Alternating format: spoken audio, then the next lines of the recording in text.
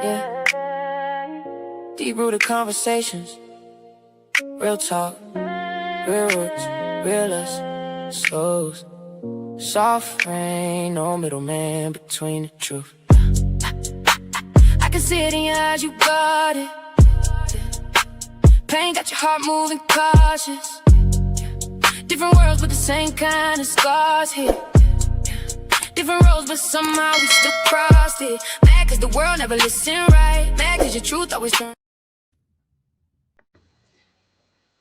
Disclaimer: this broadcast is intended for commentary, discussion, and entertainment purposes only.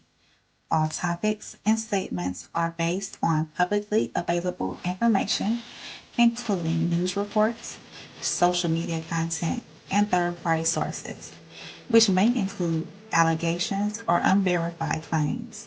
The views expressed are opinions and should not be interpreted as confirmed facts.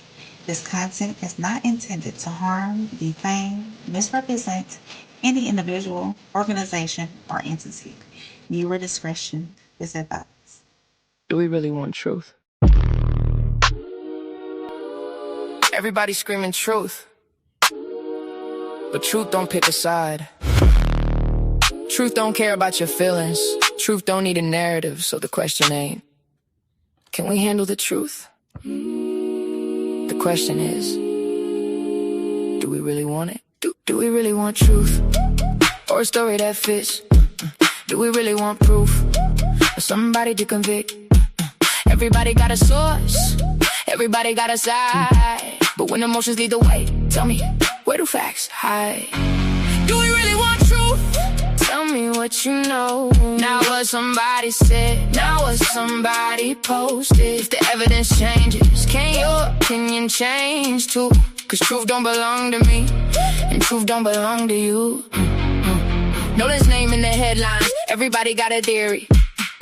One clear beat comes a verdict, when nobody's seeing clearly. Race into the room, now the temperature changed. Same evidence on the table, but the story rearranged. One source says this, another source says that. Screenshots hit the timeline, and suddenly they're facts.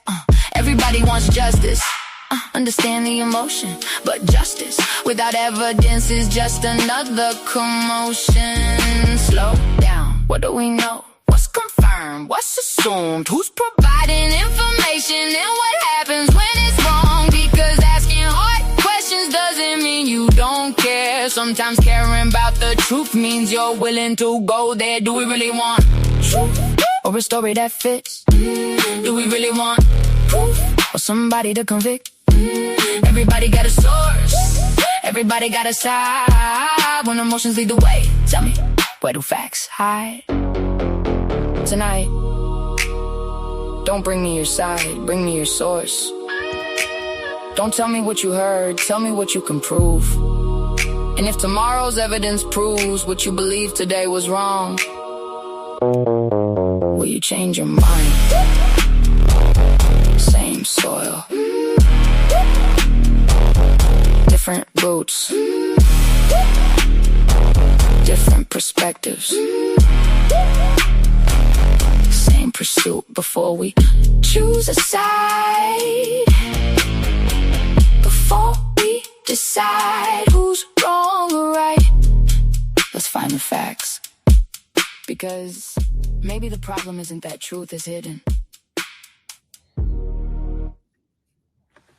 Yeah, so everybody says they want the truth, but I think tonight we need to ask a harder question. Do we really? Because Nolan Wells' case is no longer just a conversation about what happened to Nolan Wells. It's become a battle over narratives, race, politics, personal agendas, social media theories, anonymous sources, screenshots, leaked conversations, people choosing sides before all the evidence is even on the table. And somewhere in all that noise, Nolan can become secondary to the story being told about Nolan. So tonight on Same Soil, Different Roots, we're not asking you to agree with us. We're asking everyone, including ourselves, to do something much harder. Separate what we know from what we believe. Separate evidence from speculation. Separate emotion from conclusion. Because compassion and facts don't have to be enemies. You can care deeply about Nolan, about his family, demand answers, and still refuse to turn an allegation into a fact simply because it supports the narrative you already believe. So tonight, we're opening up the floor. If you disagree with us, the link will be available. If you have information, make sure you bring the source. And if you have a different perspectives, bring the argument because we're going to keep coming back to one question. What can we actually prove? Because if new evidence changes the story, we should be willing to change our position. Otherwise, we're not searching for truth. We're searching for confirmation. So, welcome to Same Soil, Different Roots Town Hall number 3. Nolan Wells, are the facts getting lost in the noise? And more importantly, do we really want the truth? Do we really want truth? Everybody screaming truth. I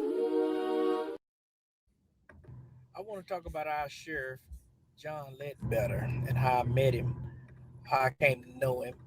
Was our former sheriff, Mike Ezell, who's now our sitting congressman. This is Mike Ezell. He was a former sheriff down here.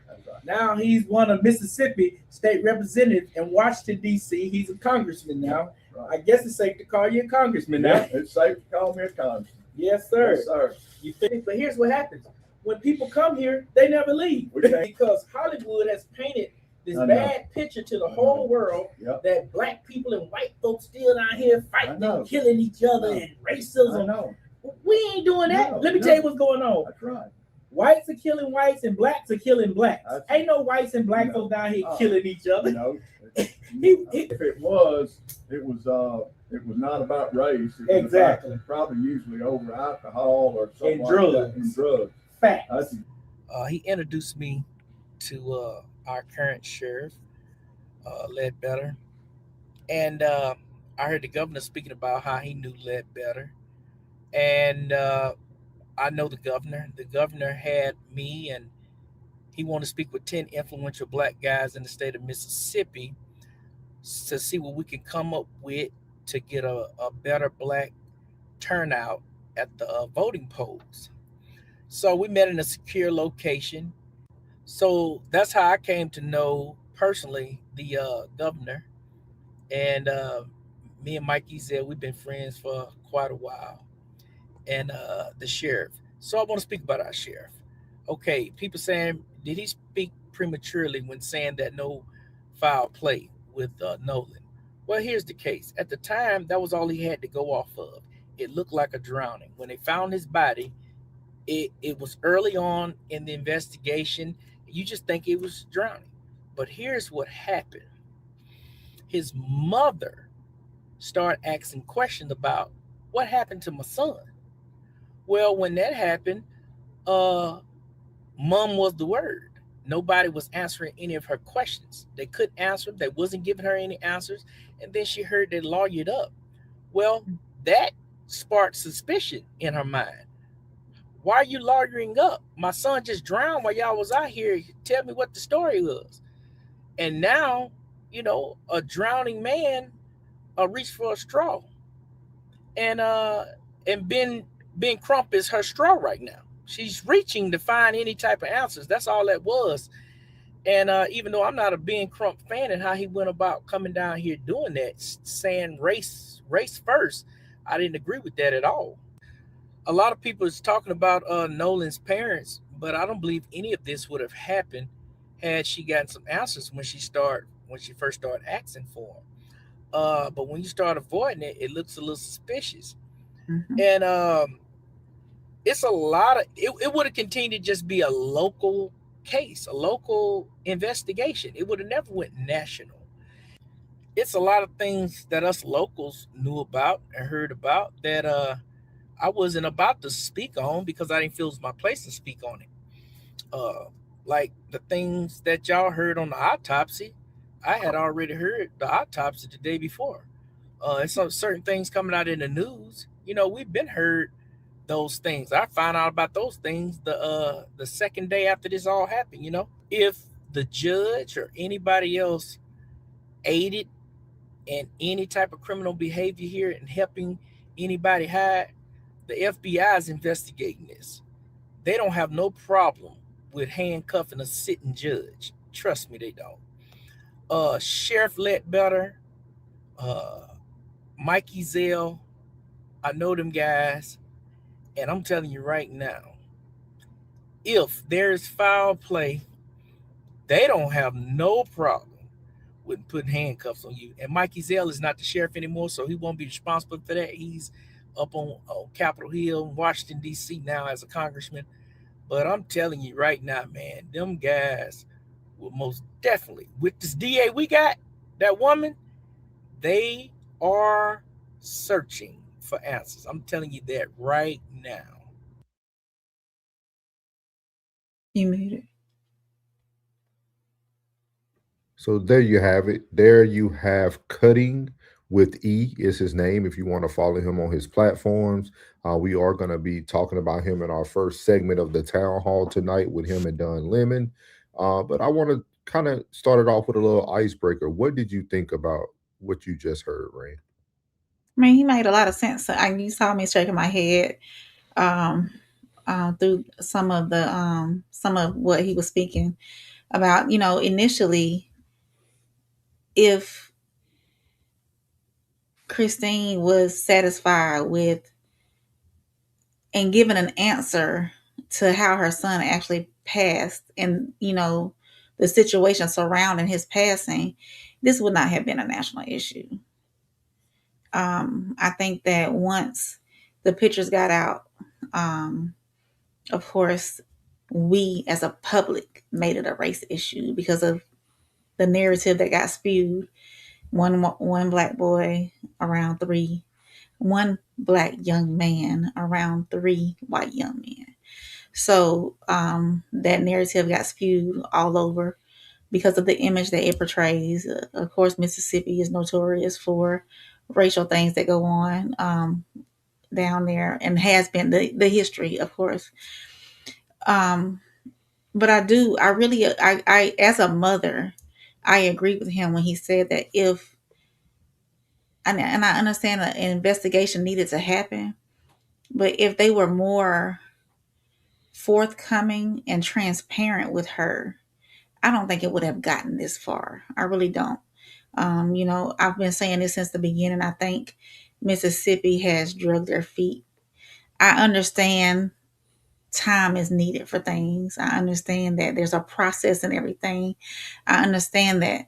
But with that being said, some of the things Christine has said, like she did reach out to the sheriff's department, and were not transparent with her. They were not forthcoming with information. So as a mother, I'm going to start searching myself. If I can't get what I need from the law enforcement, I'm going to start asking questions myself and start searching for answers myself. If you're not aiding me and I'm not satisfied to that extent, then that's what I'm going to start doing. So, Definitely, definitely understand, and mm, I definitely agree with you. Want to welcome in Valerie. Valerie says she lives on the Gulf Coast as well. So thank you, ma'am, for coming in. Joanne Roberts, we appreciate your opinion regardless how upset you may be. This is what the town hall is for. yeah. So we want to hear everybody's truth. We're not here to debate. We're not here to argue. Everybody can have their own form of right. We're just here to bring up the facts, talk about everything. But hey, everybody has the right to be upset as well. Um, the biggest thing we're trying to do on our town halls is not create new narratives that get people more confused, but to Mhm. create a balance in the conversation. Yeah. Because that gentleman said something. His real name is Emmanuel. Emmanuel said something very important that I think a lot of people was missing, right? And I know me and Rain talk about this all the time, and I said it at the very beginning. The sheriff didn't jump the gun; he gave you the information he had. That was Mm. that was nothing. everybody was so emotional about the event that we then put our emotions into the response that we received instead of just saying, hey, right now with what we see, there is no there is no evidence that says there's foul play. It's all about how you want to take it. We all can feel that it's suspicious there. We all can be upset and angry, but his Mhm. words were no different than what we're getting every day, right? Every day we're still getting everybody's emotional narratives, but nobody's getting anything new. Nobody, and we're not going to get anything new. From this point forward, with the grand jury coming into place, we're not going to hear anything from Mississippi. You're not going to hear anything new. So you can Mhm. be upset, you can be frustrated, but the biggest thing is you know where you are now. Like we're of course we're going to get leaks, we're going to get information, uh, and everybody's now asking about evidence, things of that nature. You're not going to see it. That's why they chose to go to the grand jury. And we broke that down on our first town hall as well, just the difference between a grand jury and things of that nature. I would Mhm. highly suggest people go actually look up what is accomplished in a grand jury, because I think it'll help you better understand what's going on. But we also want to bring you guys different forms of communication of who's talking about this. You got people who are from Mississippi who are speaking on their own experiences in Mississippi. I Yeah. think those people experiences mean more than our experiences, right? It means more than the history that we're reading off every day about Mississippi. These people live there. And if you can't take their word at that point, it's no one who's going to make you feel any different anyway. So shout out to everybody who's here. Shout out to Plug for coming in the building. Hey, Pug. Shout out to Jen. Shout out to Tom. Shout out to Mariel. Shout out to Mhm. Valerie. Shout out to I think it was Miss. I don't want to say her name wrong. Was it Miss Robinson? Uh, some Lisa I think that's who it was. But shout out to everyone. Roberts Um, Roberts. Yeah. So shout Mhm. out to her as well. and Miles said Yeah. evening. Yeah. What's up? What's up, Miles? What's up, Miles? Mhm. And like I said, everybody's emotions are. I understand. I understand how people can feel a Oh certain yeah. way. Definitely can feel a certain way. So we appreciate you guys. We just wanted to open up with that narrative from Emmanuel. So just a lot there. We're not going to be able to read all the chats, guys, but Mhm. we are going to put them on the screen. We highly encourage anyone who would like to come up. If you let us know, we are available to drop the link for each segment that we're doing. We can give you 2 minutes to speak how you feel about the situation, and then we'll move on. Again, myself and Rain are not here to debate, argue, or try to convince you any other way, but we do want to put information out there. So I will say this. What Emmanuel sees in Mississippi is gonna be different. Everybody's view is gonna be different. Just like my hometown, I'll see it different than the outsider sees it. The outsider is gonna see or maybe even know what history may have gone down. The person that's from that town who lives in that town every day is gonna have a different point of view of how their city operates, of how people move around in their city, of how crime ridden it may be or how racial it may be, So my point of view of my city is going to be different from an outsider's point of view of my city and what they see as well. I just wanted to put that just came to my head. I wanted to put that out there. Yeah. yeah, and shout out to I don't want to say your name incorrect. I think it's Culinay or Clonate, yeah. Culinay Michelle. Shout Mhm. out to you from the DMV. That's where I retired yet a couple years ago in the DMV. So shout out to you, Mhm. ma'am. Um, and then let's see here. She said the sheriff did jump the gun, saying it was a drowned. Okay. Um, Plug said that Blackity Blacks think we aren't concerned about the conversation because we need more facts to create an argument. Uh, Mhm. they said I've been keeping up from the beginning, and this is just so sad. How is no person that was out there said anything to say? I have Um, I've said that from day one. Yeah, but again, I think Lynette said something very important as well Mm, with the grand jury. Of course, I said this from the get go for those who have been following us on here or no middleman. I told everybody the worst thing to ever happen was the grand jury because everything we're saying in the chat tonight could actually be untrue. You yeah, won't know if somebody came forward anymore. You won't know if somebody's telling their side of the story. We don't know now if somebody's actually said they seen him drown or they seen him at a location at this. We won't know that until now it goes to trial. yeah. That's why I was telling people like education, knowledge is power because grand jury kind of said it in a manner, right? He said it like it could be a magnificent cover up. And I feel like, hey, that could have some validity because that's what a grand jury ultimately does for people, right? Somebody can already have come with the truth, but they already asked for immunity, or they already asked for like I don't think we understand like that process of the grand jury actually makes this even more tainted, depending on how you feel about the whole situation. So, just something to really think about. But again, man, we're here just to bring the information from different standpoints, different perspectives. Mm, I don't know if you guys have noticed that this conversation has pretty much left Nolan Wells, and now you have people like DL Hughley and Officer Tatum going back and forth at each other. None of that stuff matters in the loss of Nolan Wells' life. it So it's does. almost like why are we talking about things that have no no just no, it's not it doesn't have any it doesn't have anything to do with the case, and we want to talk about things that have something to do with the case. And I think it's very unique too that we're going to talk about it later, but everybody who comes out and say they now know the Wells family, once it sounds like once they hear what they don't want to hear, they don't know them, Or they're not really that close. or they're not really that close. But then Yeah. these people are giving very detailed information. Emmanuel cuts his hair. He knew his dad. He knew the sports. Like these people know so many details about these families, but then it's like we don't want to take. So it's to me, it's very unique. Mhm. Kane said your view is also based on some of your experience. That's facts. That's Yeah. facts. That's fact. That's facts. Plus, so they want to pull out Ninja Car because we try to create dialogue instead of. Oh, okay. I see what you're saying. Oh, yeah. What's up, Penny? What's up, Penny? Jimmy can't wait to hear. She said, I've been watching. Yeah, yeah. My spouse served 30 years at DC. Is that the DC Metropolitan Police? I understand law enforcement to seeing a lot from both ends. Yeah, yeah. Mm, We appreciate your experiences too. We appreciate you guys tonight.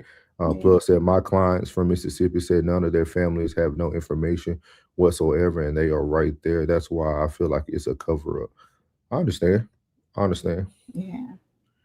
Um, all right. Thank you to Jesus Disciple. Kane said, well, the attack that the parents are making on Wells' legal counsel is highly problematic. She said, yes. Okay. Mhm. Well, we appreciate y'all tonight. We appreciate y'all being up late with us tonight, being up late with us. Penny said everybody trying to make their, yep. That's the conversation nobody wants to have, Penny. Yeah. That's why the town halls won't be as exciting to people who are looking for race, or we're here to bring you information that people are bringing. You can build your own conclusion off of it. We're not here to create something for you. But I really feel that if we listen more, thank you. Clinic, oh my God, thank you. We try. We try. Yeah. Yeah, yeah. I feel like you had, but Clinet, I came from the hood. I grew up in a very violent town of Shreveport, Louisiana. And I know you from the DMV. I was living there for 5 years, so I get it. When you seen a lot, it changes the way you react to things. I take emotions out of everything. Everything needs to be black and white, facts based. And if it doesn't make common sense to me, I can't really understand. That's why, like, even though people might feel a certain way about the sheriff, the man made a 24-hour call. And he might say some words wrong, but we still have nothing new from this day forward. No. So how can we really hold somebody to the fire the whole time where you still haven't got any new evidence? Like, we haven't gotten anybody saying that, no, this is clearly foul play or this is that. It is what it is, right? We're just trying to take what we got. She said, yes, remove the energy. Yeah, you got to. So, but we want to give you guys our first segment of the town hall. We appreciate y'all for real tonight. I know it's late, so we appreciate y'all. So the first topic in the town hall is going to go over to, again, more of Emmanuel. His name is Cutting with E. If you want to follow him, he actually has a lot of good shorts and content on his YouTube page. I don't want to take away from his page. He does have a lot of information. His name is scrolling at the bottom on this as well. So we're going over to Don Lemon, and this is actually the first interaction that they had together when he came up to Don Lemon's show. So we're going to play this, and then we're going to discuss this. I wish I'd met this next gentleman under better circumstances, because I'm happy to meet him, but I understand the times that we're in and the circumstances in which we're speaking. And that was a gentleman that you were seeing before we went to our sponsored break. His name is Emmanuel Cuttenwith, and he has been doing videos on this on his social media, but also, I should say, he knows the people involved. He says he's known them for years, and that he gave Nolan his first haircut. He knows the family. So, Mr. Cuttenwith, welcome. Thank you for joining the Don Lemon Show this morning. How you doing? I'm good, man. Hey, I'm glad to be here with you. Just to clarify something, the Cutting With, that's my social media name, Cutting With E. So you could, my first name is Emmanuel, but that's my social media, Cutting With E on YouTube and IG and Facebook and all of that. But I appreciate you guys having me on, man. So talk to me about, thank you for clarifying that, but we want to make sure that you get people know who you are, that they are on your social media and they watch because you have some good stuff. And also, if they're there, that they, give you some business. I think that's fair, especially in this environment that we're in. So talk to me, Emmanuel, how do you know Nolan? Let's start with how you know Nolan Wells and his family. Okay, well, I've been knowing his mom since she was like in high school and whatnot, but I can't, and his stepfather, we still work out in the same gym together right now. And I came to know Nolan through his, she had this lady babysitting, and I'm real good friends with her son, Bingo. And they would bring him around, bring him to my barbershop all the time. And I gave him his first haircut. And we used to have him to say, every time he would leave, we would say, "What's your name?" And he would say, "Nolan Wells." And we all used to laugh at it. We used to make him say his name every single time, man. He was a funny little kid, man. That was what was up, though. But yeah, that's how I came to first know him, Yeah. And over the years, you watched him grow up? Yeah, I watched him grow. I didn't see him for a period of time. And then he became a football player. And I used to go to his games and watch him play all the time. And, and his dad was a football player as well out of Morris Point. He went up to Mississippi State. And so I knew he was going to be a stellar athlete. You know what I'm saying? His dad working with him every day the way he was, everybody that come through his dad's training and stuff like that, all be pretty good athletes, And Nolan was no difference. He was good. He was a great athlete. Had NFL potential, man. Had the right size and everything. Yeah. So what is it like there? Wait, hold on. Before I get there, do you know the other kids involved? Do you know some of the friends? Yes, I do. Okay, go ahead. How do you know them? Well, with the recent ones that was on like TMZ, I spoke with him Friday night. I know one of the white guys and one of the pitchers, where it's quite a few of them, not one of the three on the boat. They were all in a collective group there. And me and his father, we're very good friends. We get up and have lunch about 2 or 3 times a week currently. Listen, man, I want to say this to you. I know it's probably not following your questionnaires, but that is a problem that we're having here. There's a lot of blacks right along with a lot of whites that are having this problem. When Ben Crump and Al Sharpton came to our state, I think one thing they did wrong was you can't come down here and start saying that our state is prejudiced. This is prejudiced place. This is the state that lynched and killed Emmett Till. Well, that was 71 years ago. And Emmett Till was killed for looking and whistling at a white woman. These days, it's so many blacks having babies with white people. White men are marrying black women down here. We have so many sandy brown haired mixed babies running around down here. We are a gumbo down here. And another thing, Don, is we are a military community. That's how we got here. My dad is originally from Louisiana and my mom's New Orleans. And my dad was military. That's how I got here, through Keishler. And so we have Navy bases here and Air Force bases here. That's what we are. and it's a gumbo. Everybody, white people try their best to not ruffle the feathers of black people, and black people try their best not to ruffle the feathers of white people for the majority of it. So when Ben Crump come to this town and start saying things like that, he's alienating these people and he's getting pushback now. That's why he's getting all this pushback. And it's going to me, it's hurting the whole entire investigation, which is why he's probably not getting a lot of help from people. To me, that's the deal. You cannot come in here and tell us how racist we are. Well, these people showing you how they hate you doing that type of stuff in our community, and he's going to get this type of pushback that he's getting. Okay, can I jump in here? Go ahead. Okay. Now, look, I'm from Louisiana, so I know there's lots of mix. I mean, we are all, that's what Creole and mulattoes about. We've been mixing it up. We invented mixing it up in Louisiana, so I understand what you're saying.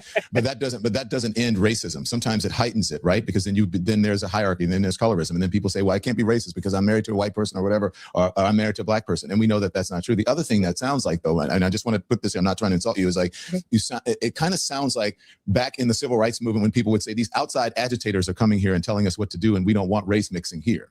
Do you understand what I'm saying? So I understand how people may feel, but sometimes, I just want you to take this into account. Sometimes it takes, and I'm not saying they're doing this, but just to think about this, sometimes it takes someone who comes from the outside to hold up a mirror so that you can see what's happening, because sometimes you're too close for the forest to see the trees. All right. Okay.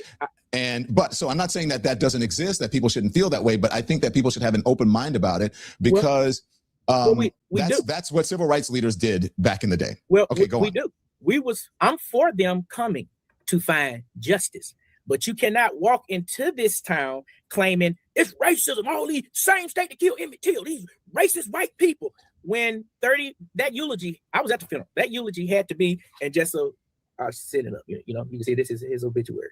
So that eulogy had to be the hardest eulogy for Al Sharpton. When you walked in this church and you saw 30% of the church is white. These are his friends. These are all the people he hang out with. Here's what I'm saying, Don. It's like in this generation, it's like we're still charging cases like we're in the 60s when something happens here. I'm not saying a white man did not kill Nolan. What I'm saying is, well, we don't know that. I'm not going there. Yeah, that's not what I'm saying. Yeah, I'm saying it could be over something else. It may be over a girl. Why does race have to lead every time? Why are we leading this investigation with race? Because that's where you're upsetting everybody. And it's when you're saying race, when he's been hanging with them same white guys all his life. And I have an explanation for you about why, possibly. Because when the photographs came out initially, it was just Nolan with all white people. Right. And he's and so the world, this is not just Ben Crump. The family asked Ben Crump to come in. It's not like he volunteered to do this. OK, so, and not that I'm defending Ben Crump. I'm just sort of explaining to you why people think race is involved and why it's involved. First of all, let's just be honest, Emmanuel. We know the history of the country. We do know the history of Mississippi. And one of the best indicators of what the present is and possibly the future is the history, right, of something, the history of your medical thing. You heard Al Sharpton say that at the funeral. When you go into the doctor and you say, so I'm going to stop it here first because I see rain, wheels are turning. I want to allow you the opportunity to express so we don't get too far into the segment. So go ahead. I was on mute. Myself, coming from a military town, there is a lot of different race mixes, and exactly what he said. I agree with him on a lot of things that he said. We can't negate the fact that Emmett Till happened in Mississippi. Okay, we can't do that. It did, but it's not happening today. It hasn't happened today that I know of. That was before my time. You can't put blame on somebody that has done nothing to you. Not trying to say any of this didn't happen, or there's still racism. It's going to be all over this world. And what people don't know too, and I know this is besides what we were talking about, even in other countries where you have like Afro Latinos and you have Afro Englanders and whatnot, they go through the same thing that we go through not necessarily the same thing that we go through here in the States, but their skin color determines some things. Sometimes you still have those racial matters all over the world, not just the United States. And here, I think that E is trying to say that, and what I said in the first segment was my point of view is different than y'all's outsiders. Y'all are putting a narrative on Mississippi based off its history. Yes, things can evolve, things can move forward. We don't have to necessarily live in the past every day, you know.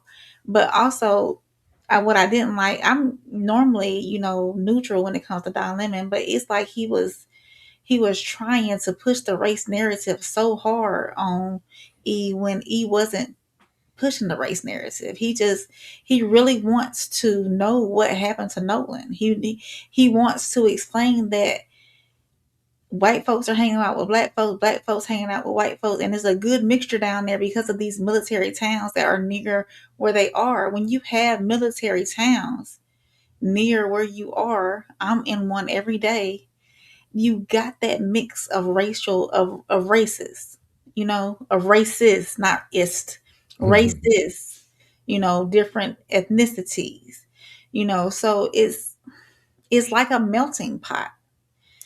Does racism happen still? Absolutely. Absolutely it does. But I think in Nolan's Wells situation, that picture is what took it over the edge. That picture that you see right there is what took it over the edge.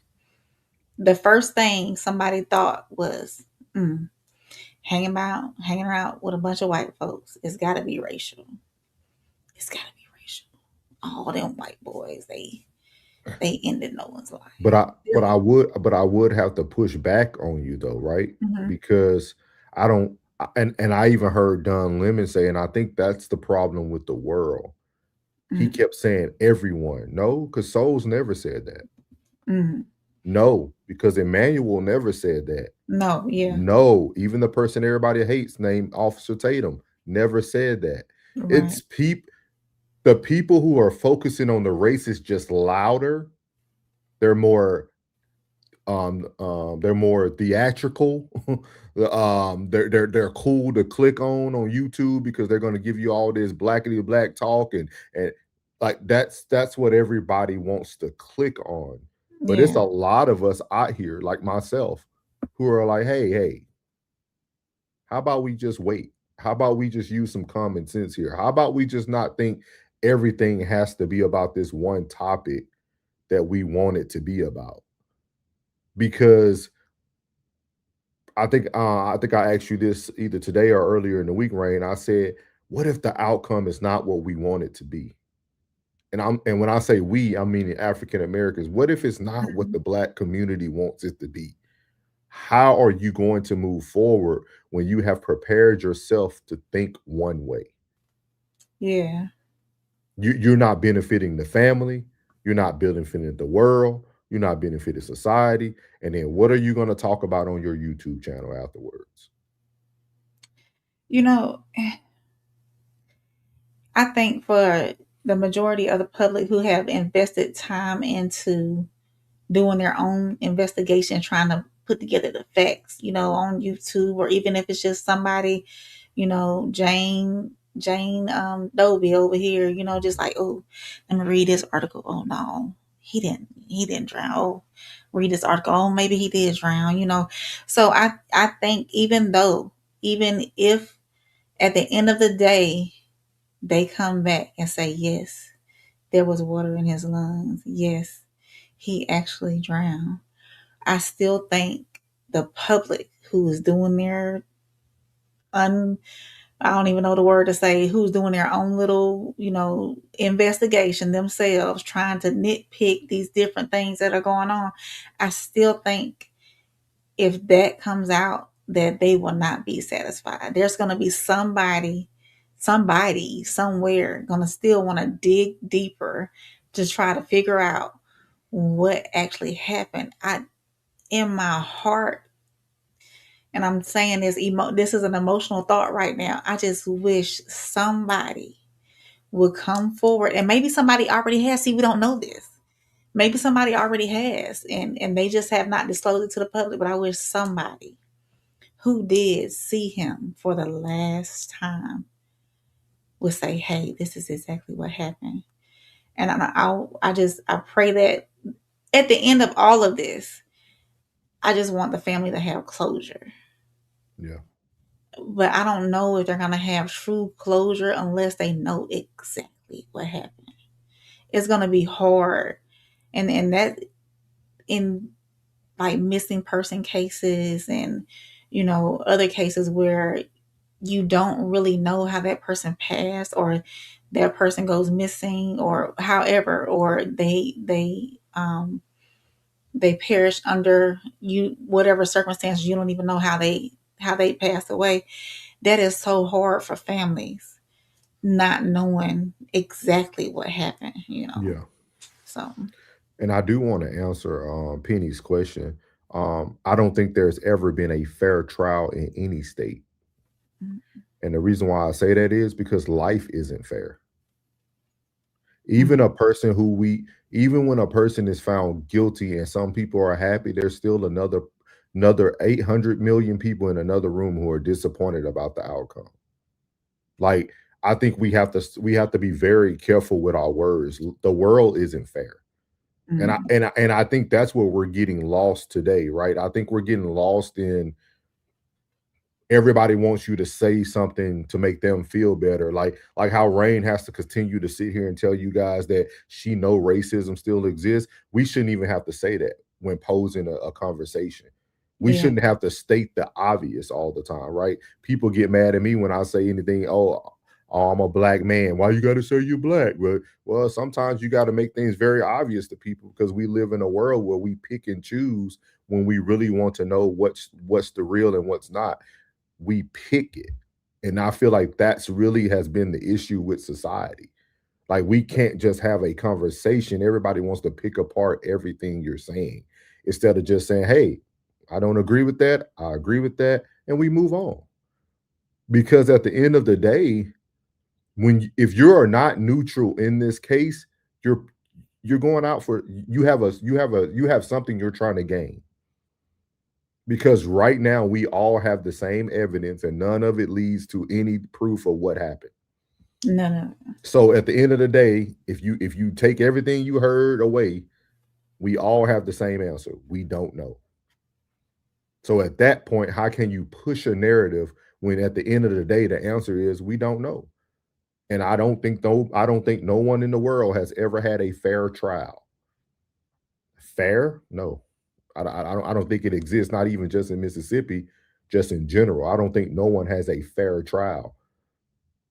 They even start like we even accept the words that you should have people that are your peers or those people don't know me Yeah, if I go commit a crime. Just because they my race, that don't mean they know me. yeah, Half of y'all black people call me a coon and Uncle Tom anyway. So why would I want you sitting on my case? Are you really going to benefit me? Like, I mean, we got to be realistic here. Like that. So these are the conversations that I think we are starting to really draw from this whole thing. I think people are really learning a lot about each other throughout the tragedies that are continuing to happen in the world. And just something we got to really think about. You know what I mean? Penny said, well, in a world that entertains the fantasy of being colorblind, it's hard to not speak from a fundamental level to establish facts of black and white even exist. Yeah, but Penny, everybody don't want you to say that. Why you got to say you're black? Why you got to say that what? We hear it all the time. So, but I respect it, man. I appreciate you, Penny, because you always like to have a conversation. I like mm, people who like to have a conversation. We don't have to agree. We can agree to disagree. But at the end yeah, of the day, it's about a conversation. We have become the most emotional creatures in America, dog. America in a country where you have all these glamorous things, we have become so overly emotional. It's like we live in a world of mental health all day. And if you don't see it my way, you this. If you don't see, like, man, just hey, the facts are the facts. Facts over feelings. I started my YouTube journey with that same quote. Facts over feelings. I've been saying it for years now. It's facts over feelings, period, point blank. So And I think too, just as E has his view on Mississippi as a melting pot, and there's really not that much racism going around, and there's a mixing, you are gonna have people who are gonna say, no, this is the most racist, place in Mississippi. Ocean Springs is the most racist place in Mississippi, and you know, so you're gonna have those people with those different views about Ocean Springs or where they're located as well. So yeah. This hurts, or I have this ailment, and they go, what medication are you taking? What's your family's medical history? Okay, so you have that history in Mississippi. Not everybody lives in Mississippi. And so the people who are on the internet, the people who don't live in Mississippi, they see a black guy with all white guys and they go, oh, he's the only one that didn't come home. The history of Mississippi, blah, blah, blah. So people start putting two and two together, and that's why race is involved in this, because that is the history of America. Now, whether race played a role in his demise, no one knows it. No one knows that. But there is no denying that race plays a part in this case simply because of the optics. That's where the race part came in. That may be offensive to some people there, but the truth is often offensive. That is the reality in America. Yeah, yes, sir. You can ask me. We're here to have a conversation. Okay. When Emmett Till was killed in 1955, I believe it was, he died for whistling and simply looking at a white woman. Now, we have went from there to making babies with these white women. When does that go out of the window for, as this racial component of Mississippi history years ago? How can we accept that history when it comes to? You can accept it by acknowledging the problem. You accept it by acknowledging the problem and acknowledging the reality of the history of the country. You accept it by saying, I understand why people think race is involved. I understand why. Right. I understand. You see what I mean? Don Lemon is now trying to tell him what he should be saying. But Emmanuel was like, I do understand. Like, just because we shouldn't have to speak everything. Like for somebody to feel like racism doesn't exist, that's just ignorance. Just like prejudice exists too. You know what I mean? I just feel like it's crazy. And then it coming from a black dude who's married to a white man. Like it's like we're not even taking in consideration who also is the messenger of all this. He's like it's just. That's why I feel like it's better to be neutral and keep things fact-based, because then people can't try to turn things on you on how you're living your life. No, it's just facts. I'm just giving you the facts. You can judge me if you like, but I'm giving you the facts that I'm hearing and providing you every day. Sco said, I'm just saying, if the state not there, none of this stuff happens. Just leave Tennessee and New Orleans and Georgia, and the rest of the South has to go. Golly, not even Louisiana? Golly, let's go keep my hometown. Let me get my family to safe haven first. I understand why people do it, but what I'm saying is it a fair assessment for us? Of course, it's a fair assessment. We have nothing but a bunch of nothing but mixed kids running around down here. But just because you have mixed kids, it doesn't mean that you're not racist. But Don, nobody's dying now. Back then, they died for looking at her. Now we're sleeping with them and having kids, and nobody's dying. One thing. Let me ask you this. Let me ask you this, Emmanuel. Do you know why Nolan died, or how? No, I do not. Okay. All right. So I'm for an investigation. That's why I said I'm for Al and them coming here and investigating. But Don, what I'm saying is, I don't think he should have led with this strong racial. The same people killed Emmett Till, and I mean that was almost 100 years ago. And we're now sleeping with white women, and white men are now sleeping with black women, creating babies with these people. Man, I mean, but that doesn't mean that racism. I think that your idea of what racism isn't necessarily calling people the N-word or beating them up. It is a system that is based on superiority and history and presence of a different ethnicity or a different background. They still have not dealt with racial issues. And sometimes, sometimes the love for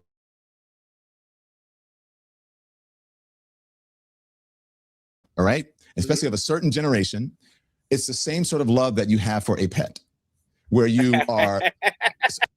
And we love you too, Rosa. We hope that you sleep well tonight. We hope that you just really have a better night. Hopefully you wake up on the better side of the bed tomorrow, and Godspeed, okay? Guys, y'all can keep everybody in the chat. Everybody is welcome to their full opinion. Valerie said, I'm from South Florida. I don't know why it's doing this again on StreamYard. It's that delay. Let's see here. So I'm gonna let this play. It's serious, where you love them, you protect them, you pay for everything, but it doesn't mean it's the same love that you have for a human being. It's kind of that, okay, I understand that. In America, the reason that we have this is because we don't deal in a fulsome way with race. We're not honest about it. And we think that racism is something where it is overt. It's not always overt. And there are people who came up through the civil rights movement, and people who were discriminated against, they're still here. And the people who were part of the Klan, there's a huge Ku Klux Klan contingent in this country. There are people who are part of the Proud Boys who said that they're racist. There are people part of the new neo-Nazis. They say they are racist, and they are open with it. So, and a lot of that comes from the South, from Louisiana, where I am, and from Mississippi. And if you go there, if I can drive 5 minutes from where you are and find a person who's involved in one of those groups, and a person who's in that community. So don't tell me that racism is stamped out in Mississippi and where you are because people are sleeping together. First of all, people have urges, and people used to sleep with each other on plantations. Yeah, which is true. I'm just saying, the master used to sleep with the people on the plantation, women and men. Right. I mean, I was out.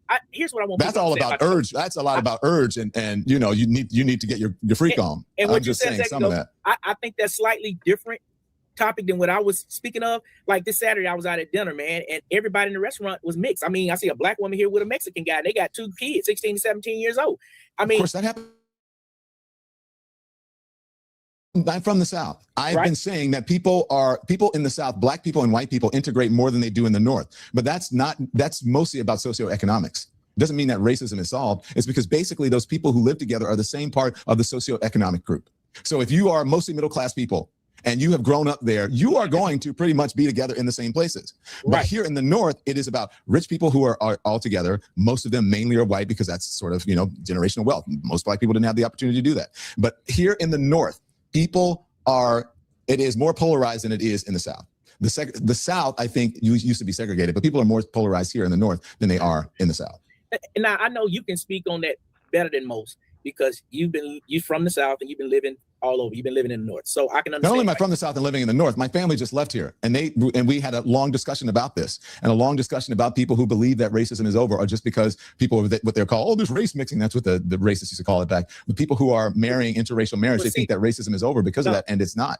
But it doesn't mean that it's as bad as back in Emmett Till. Right. We make racist progress. People is going to always be with us. There's nothing you can do about that. That's why Jesus Christ of bled and died for that very same thing. Is because racist people are going to walk amongst you. But who really cares about the quiet racist? He's a racist and he's quiet and he don't say nothing about it. He over there. If he not bothering you, he can be racist over there. As long as he don't come and shove it down my throat, I don't care what he is over there, right? He's not affecting me. If he ain't affecting me. You don't know that. But you don't know what that quiet racist is doing. You don't know who he's influencing.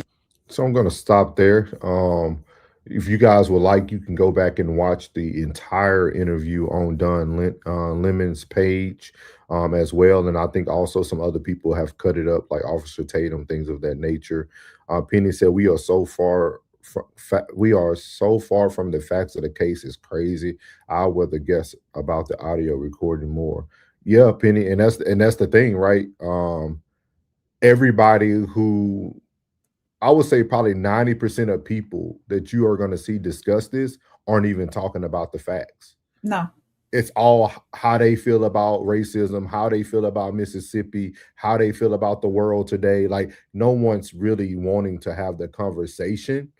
They're just talking. And that's why, we try not to do it pretty much all week. We try to save it for our town hall here on the same soil, different roots. But a lot of people are just speaking. They're just speaking to continue to bring in money. Yeah. It's a money grab at this point. He said, no one, welcome in everyone as well. He said, internal sports debate league said, no one in the world think racism over. That's dumb. You'll be shocked. Somebody said, leaning on race again. We appreciate you guys. Good and positive. We appreciate you guys. Valerie said, their votes are not quiet. Mm-hmm. I can feel you on that. Welcome in said, prejudice is different from racism. We are very aware. Is that Mel Gillum? Mel Gillum. Yeah. Said, I would have loved to be a fly on the wall during the Wells family meeting today with the DA and the autopsy reveal. I didn't even know that went down today. Yeah, and I won't say, I'm not going to say it went down today because we haven't heard. Yeah, I haven't Like I I haven't have not heard, you know what I mean? heard that He, went down he today. said you got to learn the facts. Yeah. Yeah, that's right. So, Penny said, yeah, but the money has so much blood on it. They don't care, Penny. These people don't care about blood money, man. They all about getting that bag, man. If that's what it takes, that's what they gonna do. So you got anything on that, Rain, before we move to our town hall number 2? I think Don was reaching, a little bit. He was trying to pull something out of E that, but he stood his ground and in his beliefs. So, um, some of Don's content I like, but some of it is questionable. So, But you got to think about it this way. Once you start speaking about race, you're going to stretch. oh yeah, Because Nolan Wells has nothing to do with that at the moment. Mm-mm. So like everybody now is just talking about things that are creating more and more of a stretch. So we're going to see a lot of this today. Again, we're just bringing you guys information that we're receiving, and we're just breaking down that information that we're receiving.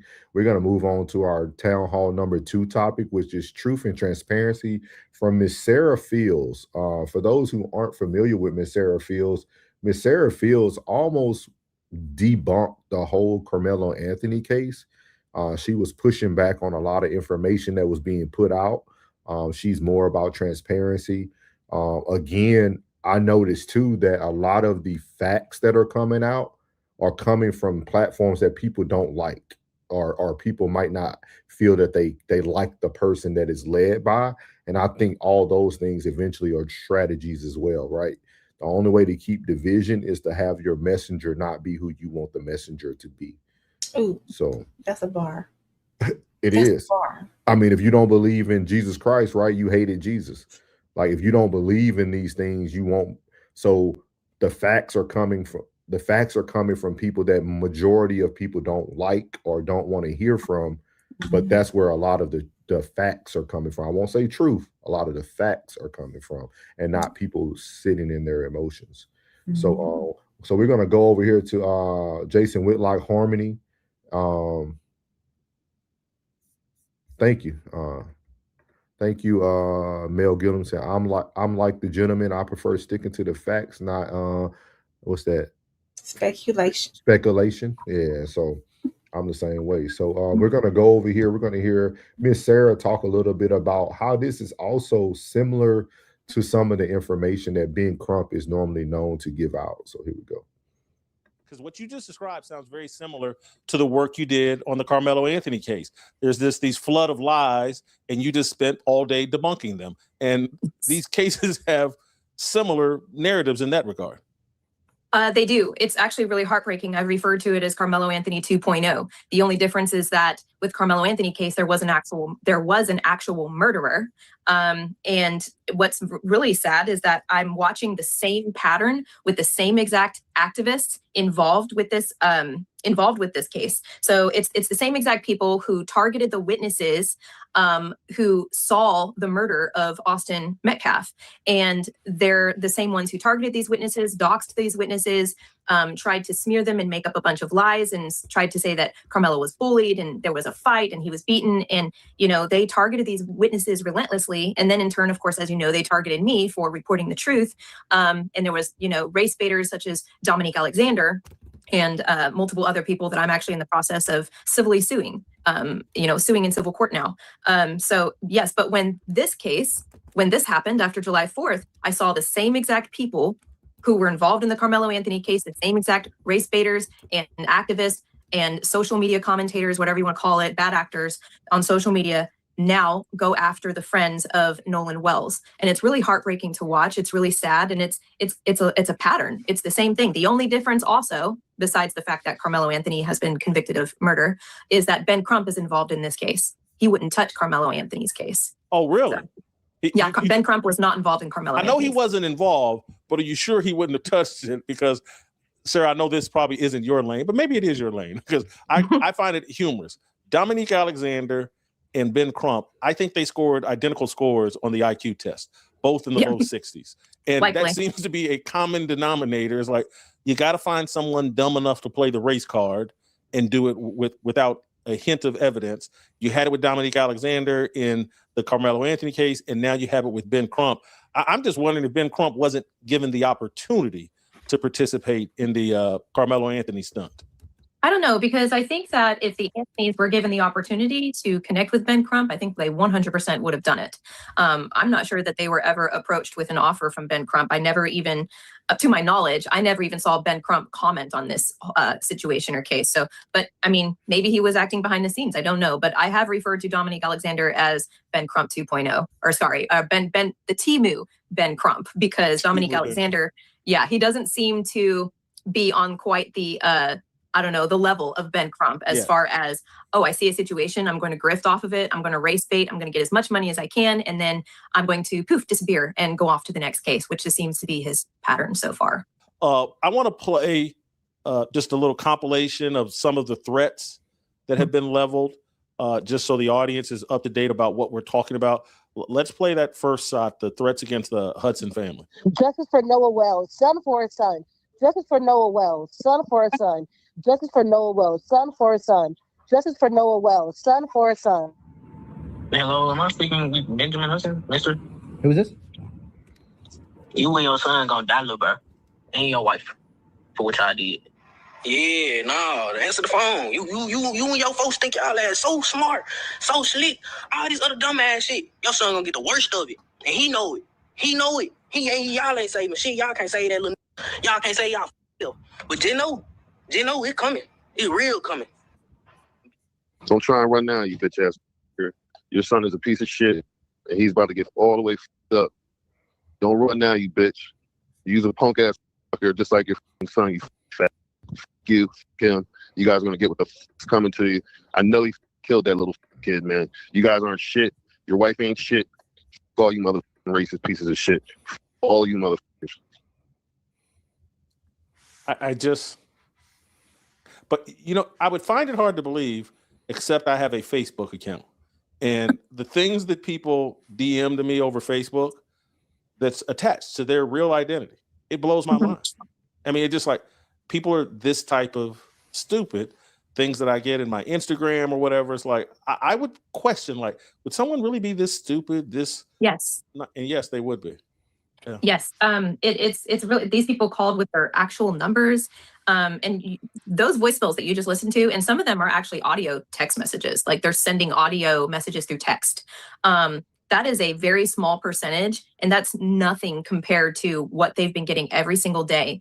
Warren Hudson's mother, her office has received every single day. Tyler Cox, the kid's personal attorney in Mississippi, to his office every single day. All the families, and they're not just doing it to them. What's really heartbreaking about this is that they're doing it to everyone involved.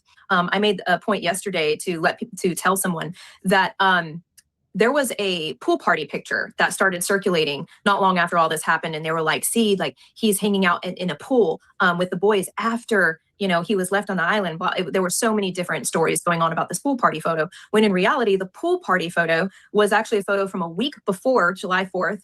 And by the way, it was reposted by Ben Crump because he also tried to push the narrative of the pool party photo. One of the kids in that pool party photo has actually reached out to me. His family has also reached out to me and said, they're like, we don't want to get involved. They're terrified. They're like, but we just want you to know that our kid who was in that photo, who has nothing to do with Nolan, didn't even know Nolan, has been targeted so relentlessly that he's had to delete his social media and change his phone number because of the death threats on him. So we're going to stop it there. So the main play of this playback right here was to also let people know who everyone is being affected by this, right? Like it's not a one-sided thing. This is not just the Wells family being threatened, because even the mom is getting, bad reviews. They're trying to make her lose her job, which was ridiculous in my opinion. But then it's also happening on the other side of the token to people who really had nothing to do with the case. And I think that's the biggest thing as well when we talk about facts and when we talk about do people really want truth, is because we have to understand that without facts and truth, we won't ever stop what's happening here, right? Everybody is now being affected by this in a good or bad way. So what you have to say about that, Rain. And we did pin the link in the chat for anybody who wants to come up. If you would like to come up, we'll give you 2 minutes to speak. We're not here to cut you off, argue with you, debate with you. Only thing we ask is that you be respectful when you come up.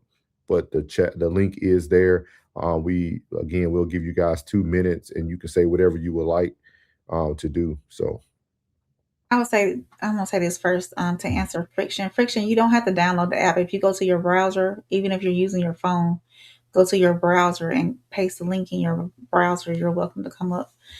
So you don't have to download the StreamYard app. That's what this is. Besides the fact that Nolan is gone, another heartbreaking to me is the fact that the mom. And why would you go to the lengths of going over to her employment website and put bad reviews on there for what? The only thing Christine is wanting is to know what happened to her son. And these people out here trying to be vigilantes and making these phone calls, threatening the others, the other young people that were out there. It's nonsense. That doesn't even we just want to know what happened to Nolan. There's no need for these people to be on these folks' phone threatening these people for what? What is that gonna solve? What is it gonna do? The facts of the case are not gonna come out any faster. The end result of the case is not gonna come out any faster. It's going to the grand jury. So what are you trying? You trying to threaten these folks to speak publicly? They can't. It's under even if they wanted to speak to somebody and say, yes, I'm gonna go ahead and tell my part of the story, they got to go to the grand jury. So all these people doing that, they're wasting their breath and their time for what? It's not going to solve any. And eventually, these people are going to want to move away and just build there's going to be so many like post-traumatic stress going on with some of these people that were involved and not involved, and you made them involved and all this and all. You're causing so much more confusion and speculation and just mess, being messy for no. You're doxing these people, putting their address out on the internet. What is that solving? What is it solving? Nothing. We're still waiting to hear what happened.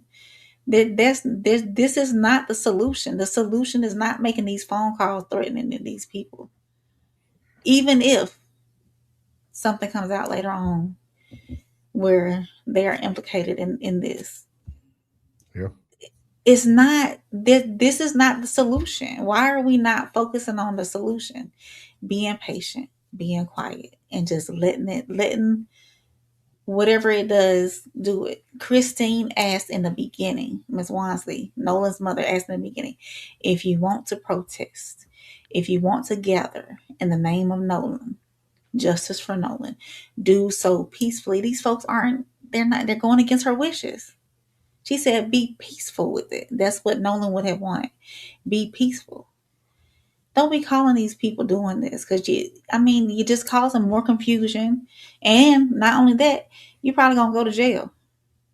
Yeah. Terroristic threats. There have been on 3 you. And I arrests think, already. they're already arrested some people. So it's yeah. Okay. So I'm gonna let Rain get to some of these comments again. We do have the link pinned in the chat. I know Friction. I don't know if you heard, or is it Fraction or Friction? Friction. I don't know if you heard Miss Rain, but you can just put it into your Google browser or your Safari browser, and it'll bring you right up without having to download the actual app. So we're gonna start from here. Friction said the audio. I listened to it before reading any transcript. They unalived him. That's some pretty strong evidence. If these boys were black, they would have been cuffed by now. Olu. We're going to say Olu. If we get it wrong, we apologize. Racism is systemic and impacts their target economically. I may not like a person with black hair, but I don't impact their life and well-being. I like that analogy. Friction said, it is about race. You've never been in a whites only crowd. Most whites are racist as if. I know they tell me because I'm a middle-aged white guy. You're wrong. This is about race. I respect your opinion. Friction said the cops are middle-aged white guys. It is about race, guaranteed. Penny said, if you listen to Ben, he is always trying to get a sound bite or a Johnny Cochran catchphrase when he talks. I agree. I agree. Friction said, are you white? Then you don't know what they say when you leave the room. I have lived white my whole life. Random Upright Rose, welcome in. It is a known fact that he wouldn't touch that case? I thought this was getting away from speculation. Glad you found something in the first 2 seconds of that video. We appreciate you. Christian said racism is way more prevalent than you imagine. Penny says, so is the new age social justice selling racial tragedy? So is the new age social justice selling? Little Penny, we might do a series on that starting next week. I'm gonna take this chat and we'll create something off there. I'm gonna start that. Penny, when you coming up? Yeah. Andrew, welcome in, Andrew. He said black Democrats marry their brothers. Ask Minnesota. Mel said, I personally don't understand the mentality that lets itself get driven to that level. Penny said, you can't stand on principles while breaking them. These voicemails are. Kane said, yes, these Nolan friends did what they did in their government names and have been protected by the entire Mississippi legal structure. Kane said, so we crying for them now. Friction said, I'm not downloading that. Okay, yeah. Just put it in your browser. Penny said, it's not about crying for them. It's about understanding how far from human this really is by using injustice to correct injustice. Pot and kettle. Pot caught in the kettle black. Mm-hmm. Janie said, why are you speaking like that? We couldn't hear you. Mel said, nailed it, little Penny. Yeah. J. Pot Lover. Racism is a natural human trait connected to tribalism.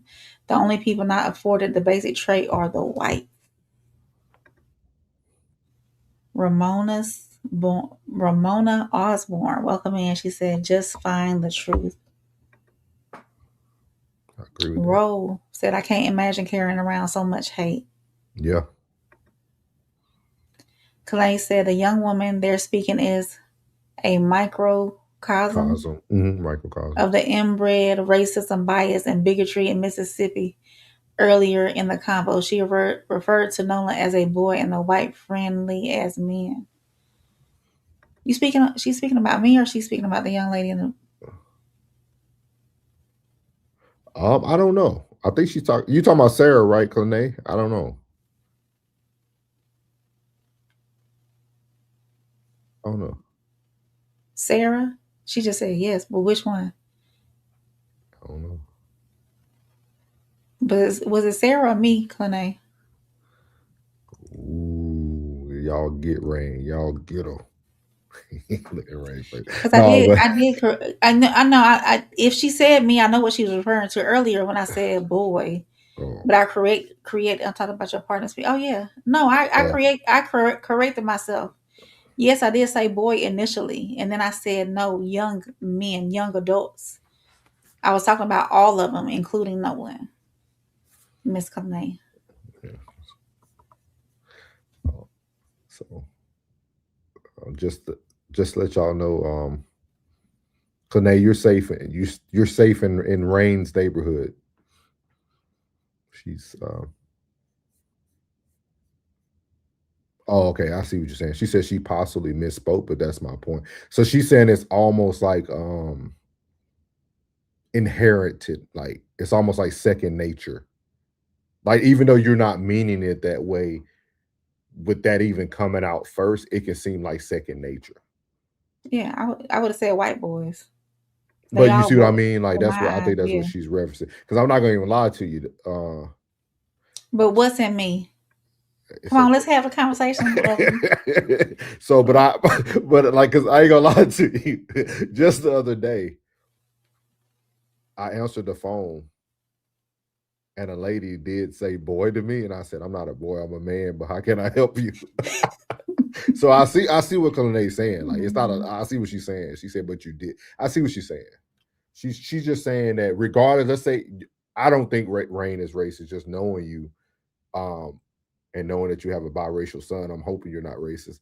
But with that being said, she said the bias. It's almost like an inherited bias to a certain extent. He said Rain charged up now. Yeah. Hey. Hey, everybody entitled to their opinion. We're not here to argue. We, at the town hall, we keep. Oh yeah. Kane, you might catch me tonight. I might say something wrong. I ain't gonna lie to you, but I appreciate you holding us accountable for sure. So we're gonna move on. If anybody doesn't want to come up for that topic, we're gonna move on to town hall number 3. I never seen Rain get hot. Because you're not gonna call. I feel like I was being called a racist. I'm far from it. He said thunderstorm in the town hall. So we're gonna move on to town hall 3. Charges now filed from the alleged. So this is the attorney speaking to I think this gentleman's Como here. Speaking to Mr. Como. It's the attorneys of some of the young men who are allegedly been involved in the passing of Nolan Wells. These young men are actually going to be now pressing charges for what is it called? What is it called, Rain? When you talking on someone's character, y'all know what I mean. Being disingenuous? No, y'all know what I mean. Rain ain't even focused, y'all. I'm gonna figure it out. No, I got y'all. I got y'all, man. I got y'all, man. So we're gonna go over here to Como. There you go. Defamation. Thank y'all. See, bro, the chat. Okay. That's why we need a chat, man. That's why we need a chat in the building. Defamation. Thank y'all, man. Y'all know how I be struggling. Defamation. So yes. So and then Thunderstorm said thunderstorm in town hall. Defamation. Thank y'all, man. Thank God. God is so good, boy. He might not be when he wants you, but he always on time. The chat is always on time. So we're gonna move on to town hall topic number 3, and we're gonna listen to I really want y'all to listen to what the attorney says, though. You don't have to agree with what the young men are trying to do by pressing charges, but I want you guys to listen to what the attorney says about like what's currently happening throughout this case. The official autopsy into Nolan Wells and what it is consistent with, what it is suggestive of. I'll tell you this as a spoiler. It is not definitive. I do not know what happened to Nolan Wells. And do the authorities? Maybe. Maybe they do. Then why aren't they saying, we will discuss that? There's good reason, maybe bad reason, depending on your opinion. But what happened to Nolan Wells demands something it is not getting enough of. Integrity of time. Do you want the right answers? The answer has to be yes. Otherwise, GTFO. Okay? But if you want the right answers, you cannot rush accuracy. You lose accuracy as you increase pressure of time. Do they know more than they are telling you? Absolutely. Are they not telling you for bad reason? Not in my estimation. Do I want to know more than I know? Of course. But that's a fundamental tension, okay? Due process demands the integrity of the process. I love leaks. I love accurate leaks. Why? Because I want to know more. And I do think it helps me as a watchdog on the system. But presenting to a grand jury, it is a secretive proceeding. It is. Just look it up. And I understand now. This is what I was talking about earlier tonight in the town hall, right? What is a grand jury? It says a grand jury focuses on the preliminary criminal matters only and assesses evidence presented by a prosecutor to determine whether there is a probable cause to believe an individual committed a crime and should be put on trial. If the grand jury determines there is enough evidence, and an indictment will be issued and then against the individual. So again, a grand jury was never a good thing in this situation, because if they can't pinpoint that there are actual people or evidence, or there's enough evidence, which hopefully the autopsy is going to be enough with the what was the reddish on the back of the neck and the head and things like that. Hopefully that we are getting enough, some of the recordings, if they verify those as good recordings or good sources. So hopefully it does go to trial again, because I think the family deserves the trial. If it, she's not going to be able to get her, not her, because he has a father too. They're not going to be able to get their son back. So at least we can do is get it. So yeah, Kone did. You did say that earlier. She said, no, I said that earlier. Yeah, that grand jury was not a good thing. And some of you guys are just meeting myself and Rain tonight. So if you're new here, a lot of this, that's why I'm kind of repeating some things, just because not everybody is familiar with us. But I said this the first day that the case dropped. I said that a grand jury is just another way for the system. If you feel the system is already against them, this was going to make it even worse. So I try to tell people to really educate yourself on systems, the judicial system, everything, court systems, any system that you're going to be put in, you need to educate yourself on those systems, because if you don't, it gives you these ideas that something's going to work out a certain way, and it's not. And that's one of the things I really wanted people to understand, that even if Mississippi lives up to its history, right? Let's just say they live up to their history of what everybody's saying about Mississippi. Mississippi has mastered the system. And we are behind the curve with mastering the system, because our system first starts with emotions. If we never get rid of our emotions in the Black community, we would never be able to move forward. We have to get they don't have emotions. We got to get emotions out of it. And there's nothing wrong with that. There's nothing wrong with calling the kettle black. The kettle's call the pot kettle, whatever you want to call it. But we have to learn that if somebody knows how to play the system, you need to know how to play the system. It's just how the game works. So I'm saying, appreciate you, Kane. She said, I've listened to you before tonight. That's why I stopped in when I saw you tonight. A different perspective. Thank you. But yeah, so again, I'm one of those people that it might not sound like what you want it to sound like, but I'm a solutions-based person. I'm a solution-based guy. Like I'm trying to give you facts. I'm trying to give how can we move forward. I'm trying to always move the needle. So that's my thought process. Sorry for holding y'all up with that, but that's what the grand jury means. That this prosecutor in Mississippi does it a little differently than some others do. Why? Well, they don't go to the grand jury with everything. And this prosecutor is more inclusive. So you can't read into it going to the grand jury as if it is suggestive that she believes there may have been a crime. I don't think that that's a fair assumption. We'll explain why in this interview. But I do think at the end of the day, there are real questions about how a young, strong college athlete just died and nobody saw anything, nobody knows anything. That strains credulity. It would shock the conscience. Why? Doesn't make sense. I mean, anybody who's paying attention knows it wasn't 4 people go out, 3 men come back, or 5 go out, 4 come back, whatever the math was, and just happens to be the odd man out, the Black guy who doesn't come back. It's not as simple as that. There were hundreds of people where they went. Somebody saw something. Somebody may have seen everything. And the investigators may well know who that person is. But is it Bart Edmiston? Was Bart on that boat helping or hurting? And how do we know? Did Bart know the young lady that may have been with Nolan Wells? Was he jealous? Those pictures you've seen, are they accurate? Are they fair? That audio you've heard, is there a basis? What does Bart Edmiston say about that audio? What does he say? Now you will know. Here is his counsel, Russell Latino, who is representing Bart Edmiston Jr., 21 years old, knew Nolan Wells, was part of that group of boats and friends that went from the coast of Mississippi out to Horn Island together. That is all true. He knew Nolan Wells. He was part of that group. But which part and what happened? Here's what we know.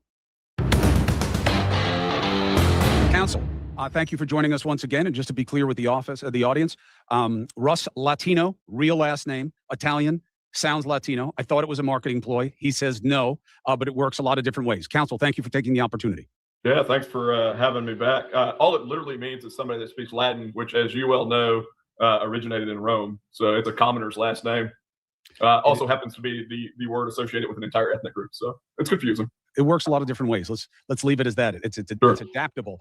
So before we go broad, let's go narrow. Is there anything new in terms of your client and your pursuits?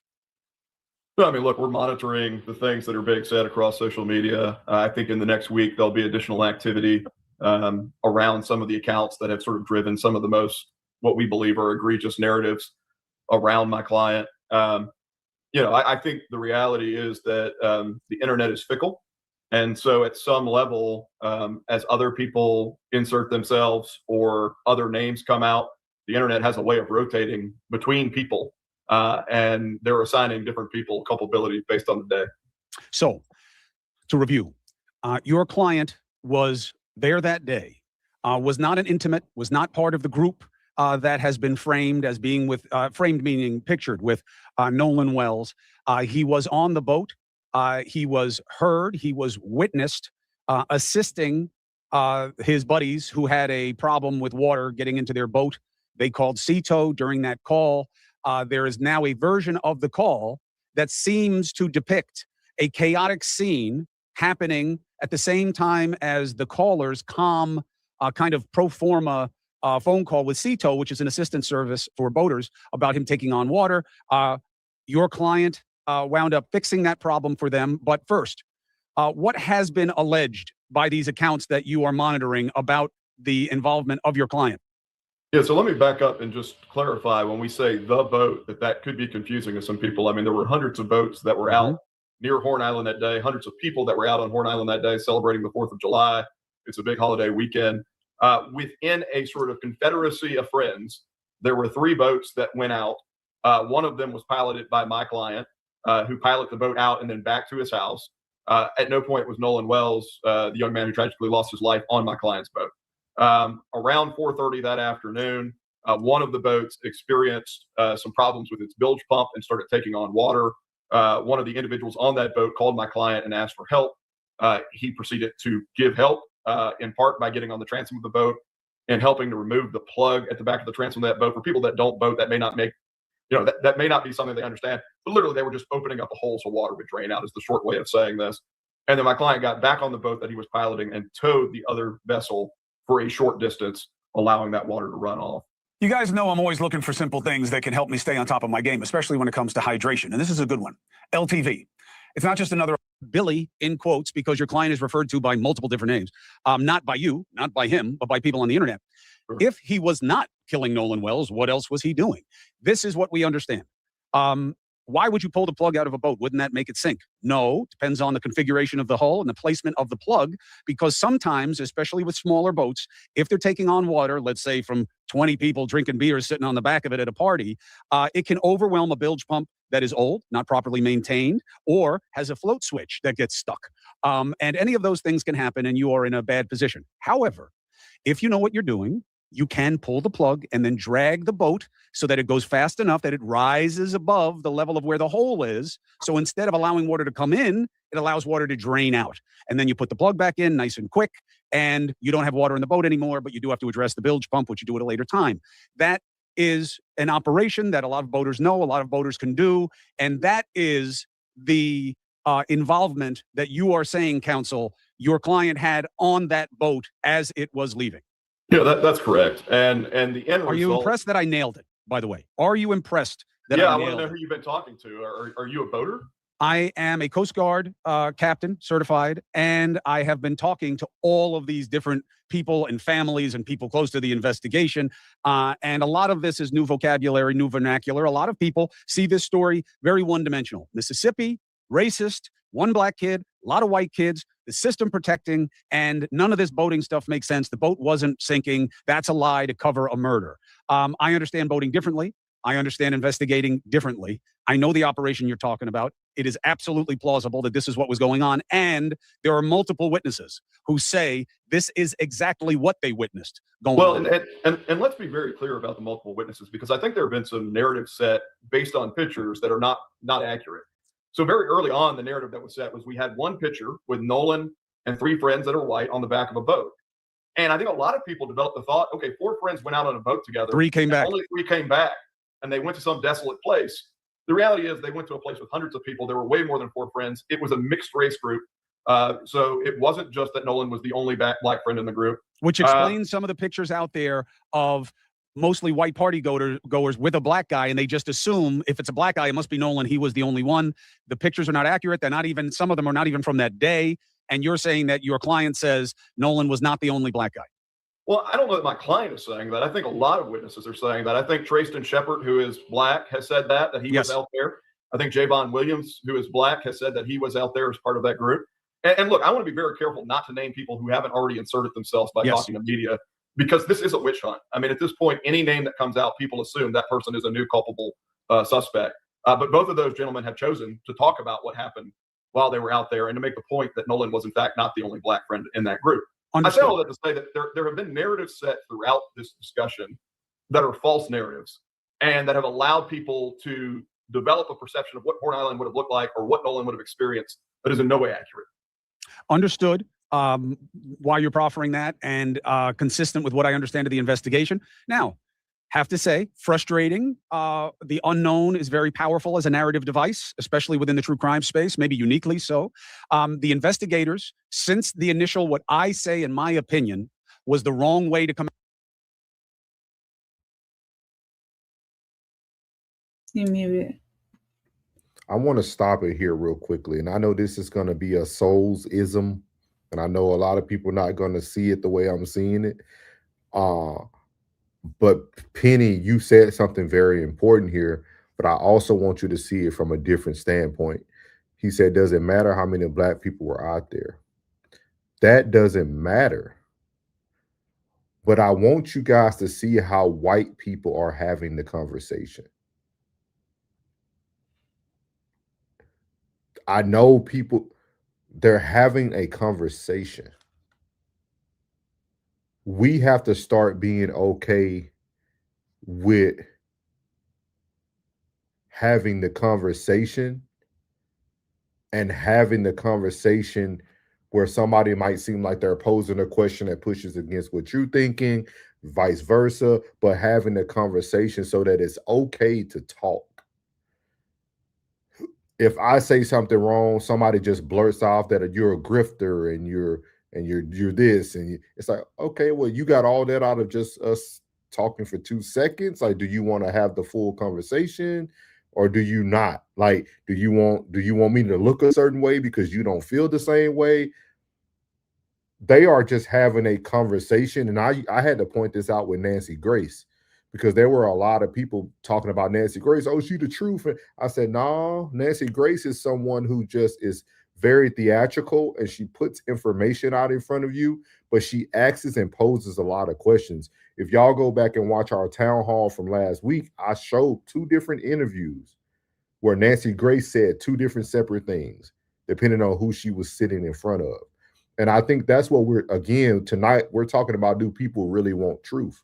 These gentlemen they're just talking facts right now. Like, they just educated. Like, if you never rode a boat before, and I think, is it Melanie or Mel, how you say her name? Mel Gillum. Mel Gillum said the same. Like, people just educating you on things that have happened, it will change the way that you're now thinking about situations, right? Because if I never rode a boat and I'm thinking, well, if they sinking, how they moving? Right. But everybody's now telling me though you can do two things can be done at once if a boat is sinking and it's taking on water. You see what I mean? Like they're having a dialogue that allows you to get more factual information so that you can now process this in a different manner and not be leaning on your own understanding of how you think things look or how you think things will be done or how do you look.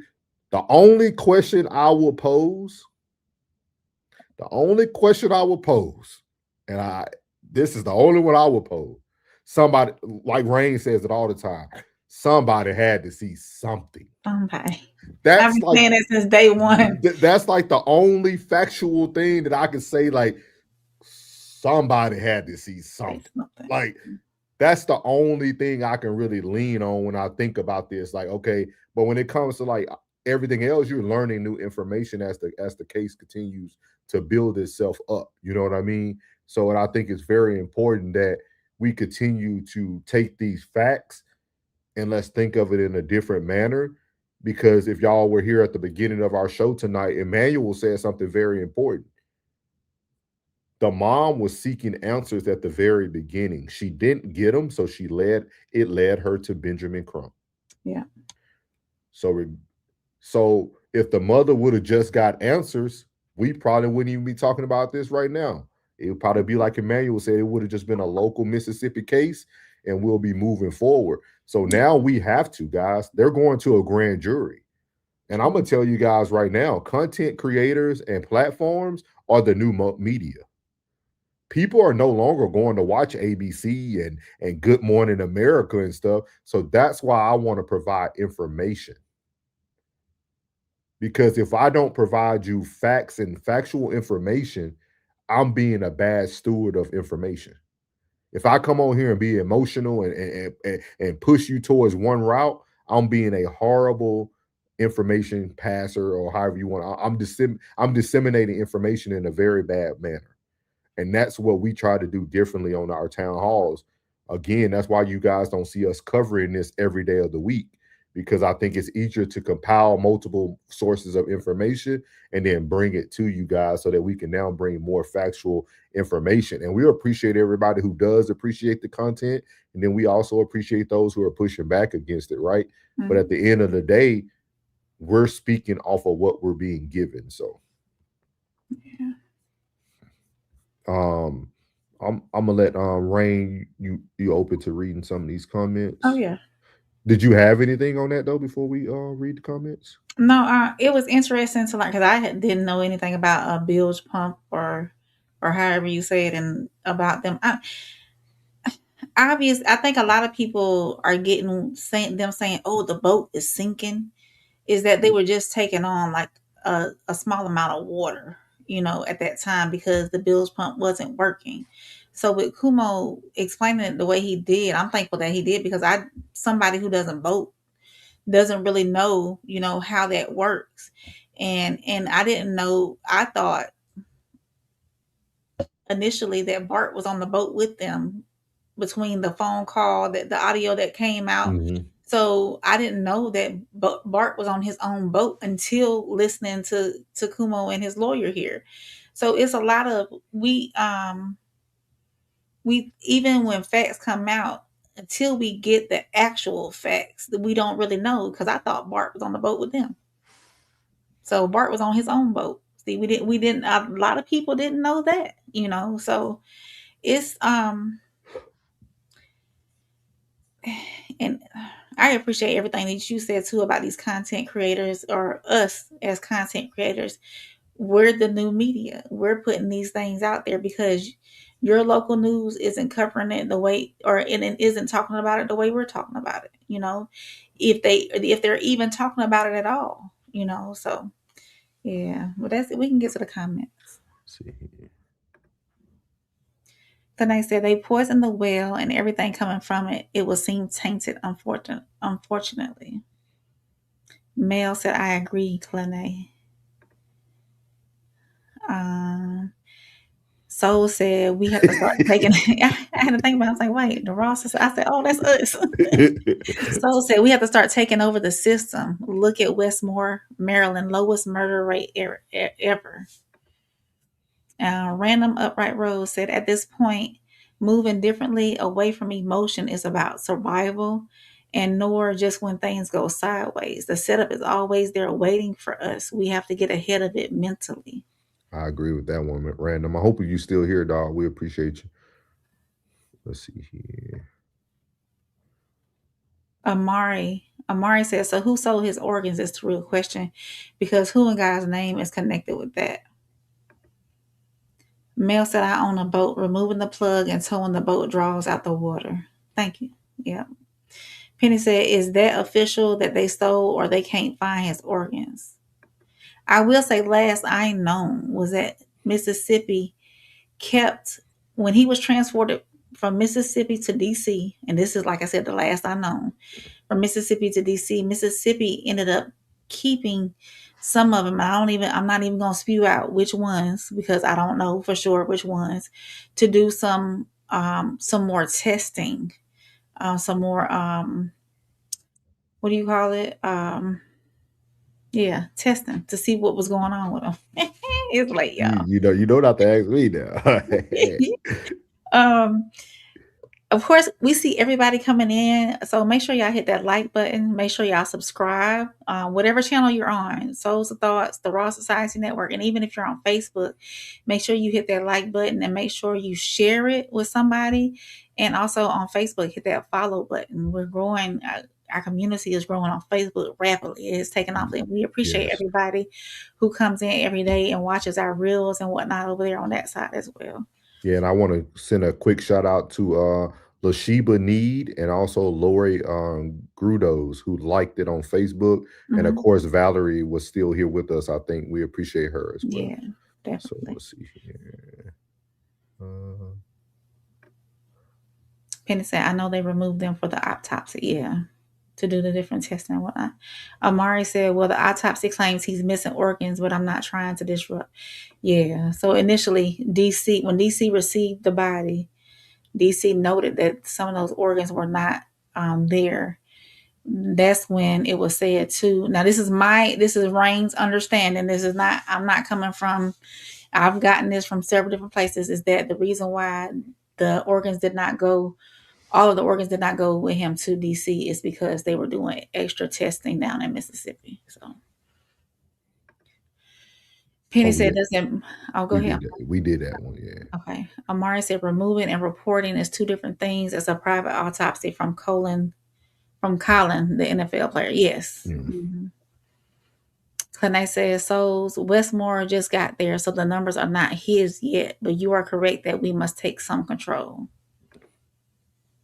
Gregory Falk, welcome in. He said they have cameras everywhere. That is true. Now, when Tatum went there, they was able to show an aerial view and everything. Tim, God bless you. Mel said lung, stomach, the front of the throat, and I believe the discolored area where what was removed for clinical dissection and chemical analysis. Thank you. There you go. Yeah, we need y'all there every night. We need to chat. We need to chat. All right, Tim. God bless you, Tim. Clay said Nancy is being ostracized by her previous public, so she seems to be backing off of her hardline perspective on the Wells case. Yeah, they'll do that, Clay. They'll do that now. She got to protect that bag now. Marlissa Suggs, welcome in on Facebook. We're glad you joined us on Facebook. Make sure you hit that like button over there. Said, but he was the only black kid left behind. Whatever his so-called white friends say, they were wrong either way. Right isn't on their side. That's all I can say until the whole truth comes out. At least you're open to hearing the whole truth, though. Kaiser. Sorry if I got it wrong. Feelings are too much involved in justice in all fronts for everyone. That is fit. That's true. Well, stay here because we don't. Well, I keep my emotions out of it, so you can stay here. Clay said Nancy Grace's followers seem to now have a problem with the support she was giving the Wells. Yeah. Clay, they call her double talking. I'll have to show you. You got to go watch our old one. We called her double talking. She was saying one thing. She said one thing on Straight Shooter with Stephen A. and another thing on her own platform. Clay said, wonder why, because she was up talking. Penny said, where is the dad, though? Why is he so quiet? Oh, You and hey, Souls have the Penny, same sentiment. Penny, I have a whole segment I wanted to talk about with the men not speaking up. Clay said, I am old enough to remember when Nancy came to fame in the John Benet Ramsey case. Yeah. That's very true. Mm-hmm. Bob Bell says, that means you're being a biased journalist. You're trying to be non-biased is what you're saying. Okay, I like your double entendre there. He's saying you're pretty much being biased regardless if you're trying to be non-biased. Okay. Respect. Yeah. Amari said, it's a story that has been told many times with a different twist, so it's understandable how emotions can be involved, but it's just the how and the why. This doesn't happen to anyone else. I feel you. Penny said, respect to the craft souls. Try, man. I try. Just trolling. Bart went aboard with Warren to help plane the boat. He being foolish. We got to. We appreciate you though. Clay said, time is not going to be a friend to the Wells. Historically, time is used against folks. Yeah, Clay, we actually covered this on Tuesday on our leaked show. Talking about what happened with the family that Ben Crump helped out, that they said they no longer can get in touch with him. It was the same thing about the time span, and they still never got back their independent autopsy that was done. So you're definitely right. Penny said race is less of a factor, but when we gonna start the conversation of the effects of financial influence in this situation? Big facts. Penny, we could do it. Penny, we want you to come up. We're gonna hit you up. Don't worry about it. You need to come on up, Penny. You don't need nothing but a cell phone. That's all you need. Amari said, I liked and shared, and I've seen y'all before. All right, then, Amari. Hey, we appreciate all y'all who chose to stay tonight. Souls, I can't say for Rain, but Souls would like to know what made you stay tonight. Yeah, let us know where y'all watching from, too. Because as a creator as well, I'm all about the chat. Y'all create the show. We have ideas, but y'all run the show. So what made you stay tonight? What made you wanted to share? Because we are live Monday, Tuesday, Wednesday, and Thursday and Friday. So it is sometimes on the week or on Sundays too. On Sundays, yeah. So y'all let us know what y'all want to hear about. We are okay with hearing or talking about topics y'all enjoy as well. It ain't just on about what we want to create. Thank you, Penny, in the chat too for the chat stuff. Penny said, appreciate you, Amari. Penny said, dollar does go a long way to make mouths hush and things go missing. I'm just saying. Chronically Funny said, Justin for Nolan Wells. Jesse Landry, those boys are innocent. We appreciate your perspective. Tania Thomas, welcome in, Tania. She said that dad is heartbroken. I feel you. But Tiana, I want to say this, or Tiana, I hope we say it right. Tania. Even though that father is heartbroken, the man should have enough strength just like that mother. And I really would encourage more men to stand up and speak more. Just my opinion. Crawford said they never did find that poor girl. Yeah. Chronically Funny said Nolan was murdered and those boys are guilty. Crawford said the little girl would be my age today. Tiana said Nolan was definitely murdered. Chronically Funny said, Jesse Landry, you're a racism denier. Denier? Is that denier? I guess so. Mr. Inc. Welcome in. He said, now is just us,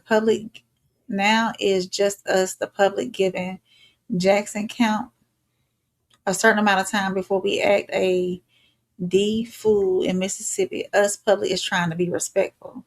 Oh, okay. Okay. Mel said, you're a good man. Being a Christian, a calm demeanor, and an informed mind is for many a stabilizing factor to chaotic situations. Thank you. I agree. I agree. Chronically Funny said, Jesse, All right, we'll let y'all have that out in the chat. In the chat. Crawford said, yeah, as soon as he couldn't push the race narrative, he left them high and dry. Yeah. Mr. Ink said, every creator has done a wonderful, excellent job for Nolan Wells. Keep it up. I don't give a D about no defamation to character. Do it. The recordings don't lie. Appreciate you, big dog. Appreciate you. Be more in the building. B-Mo in the building. What my boy? Yeah, Go my boy. Ravens. My boy Deron from B-Mo, man. Y'all probably know him, Deron Frierson, man. That's my guy from B-Mo. Y'all ready for football? Baltimore. Yeah, B-More, man. The DMV, baby. Mr. Ink said they never rule out homicide or accidental death in Black cases because they know it screws up for the insurance policies for Black folks. So white folks block it and say no foul play. Just facts. I'm going to have to look that up. You know, I'm a reader, so I'm going to look that up. Mm-hmm. Kane said reading and commenting on chats. Oh, okay. Oh, so you like us. Oh, okay. Is that why you saying you stayed? Yeah, let us know. See, I knew it. See, no, it's pronounced Tanya. Sorry, Tanya. Sorry, Tanya. Sorry. Names are important. Names are important, so I like to get people's names right. Crawford said he isn't the real father. He's in the role of a father. I don't care if you stepdaddy, baby daddy. Let's get it. Penny said stand for something or fall for anything. Kane said, well, women tend to be the mouthpiece. Kane, we gotta change it. Kane said, Dan Beer. Denia.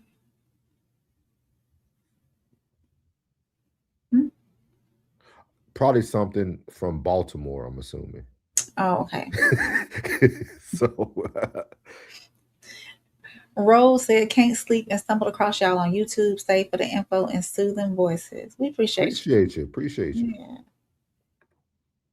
Crawford said Nolan was not unalived. I need to stop saying the word. Anyone thinks them kids call for a tow while talking about a unaliving is just dumb. Okay, Crawford, we appreciate you. Yeah, we appreciate you. Kane said yes. Oh, she said pronunciation of denier. Kane, I'm from Louisiana, so I hey, y'all forgive me right now. I'm from the second dumbest state in America, Louisiana. I'm sorry. I got my degrees, but they just gave them to me because I was in the military. Tanya said hearts. She said prayerfully Crump will petition to change the trial venue. So we'll see.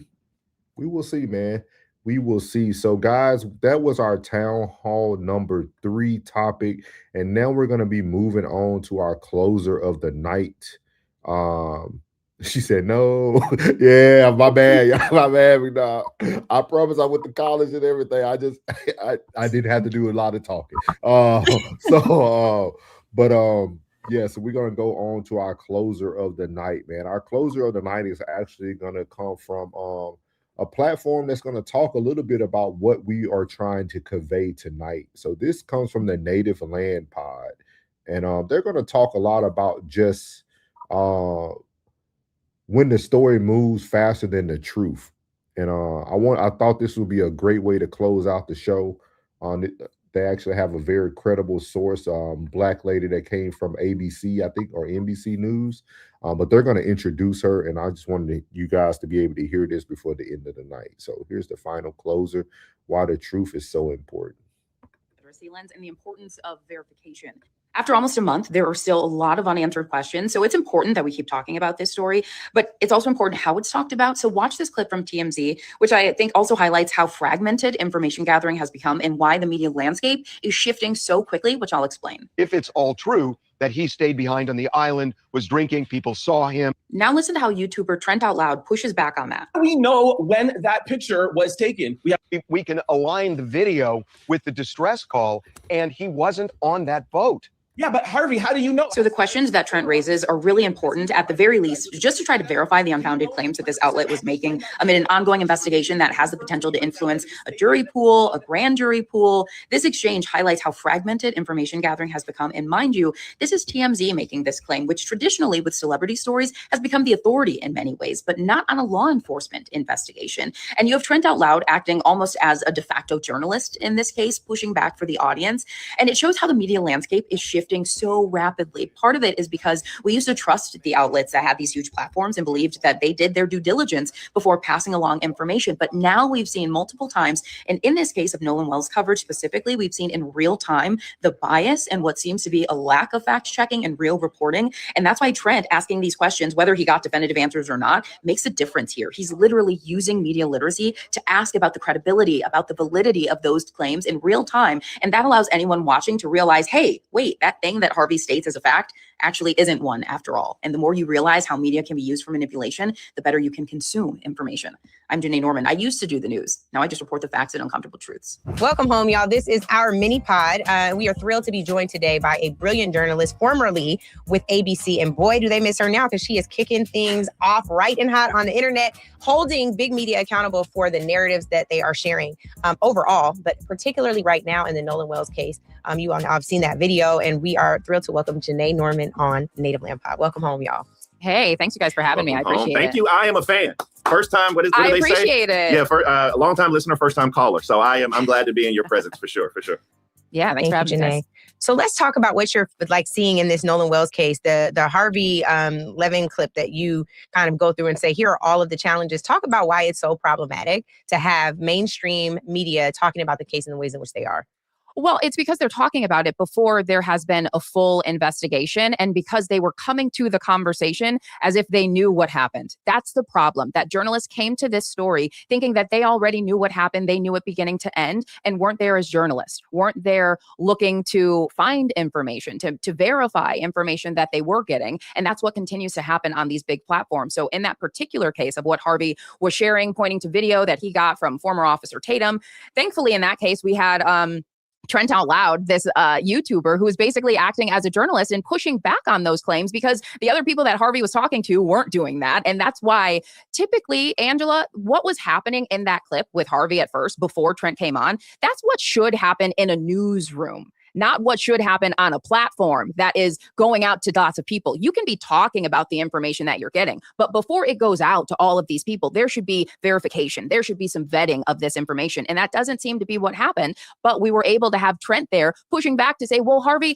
how do we know when this video came? When did Officer Tatum provide you the metadata to be able to make these claims so substantially on this platform? And then to have Harvey at the end say, well, you know, anything's possible. So then you didn't know. So then why were you saying it as if you did? That's the problem with so many of these platforms. Why do you think that keeps happening? Because it's not just happening with Harvey, it's happening quite a bit. And I think we'd be remiss if we didn't acknowledge in the case of the missing Black child, it's happening over and over again. Why do you think that is, Janae? I would start with the question, Angela, why doesn't it happen with a missing white woman? Right? Because we see when it happens and we know when it doesn't happen. We know the stories that the media will go to, and they've got open ears, and we know who they are offering the suspicion to and who they are offering the benefit of the doubt to. And in this case, it's flipped the way that it normally would be for a missing white woman. And why is that? Well, we know what it is. How do I educate my mama and her chat group on how to consume, what to consume? Because they are more worried and praying about this boy and his family. But I'd be damned if every single day they don't get some news off Facebook or somewhere else. Right. I mean, how do we educate people about how to consume news? I mean, we always talk about creators and warn them about what to put out, but should we consume it all and just have our third eye? I mean, how do we do that?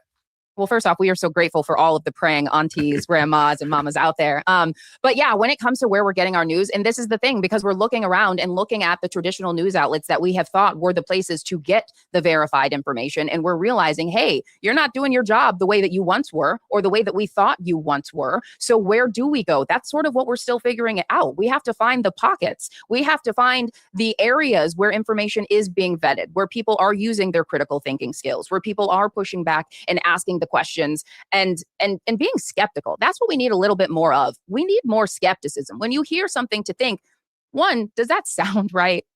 And if it doesn't, to go look more, to check where you are getting your information from. And yes, it's hard to say where you're getting it from, but we've still got these outlets out there, and you can still get the information from traditional news outlets, but then you have to have enough wherewithal in your mind to realize what's not being told here, what perspective are they sharing it from, what voices are they including, who are they not including, why might they not be including those voices, and be able to ask those questions to understand what information you're getting and what information you're not getting.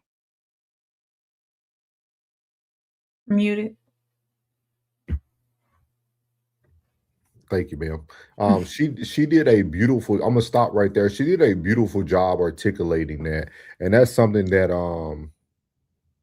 we are trying to do here at the Raw Society Network in a whole, but also on No Middleman, also on what y'all are seeing tonight, Same Soil, Different Roots.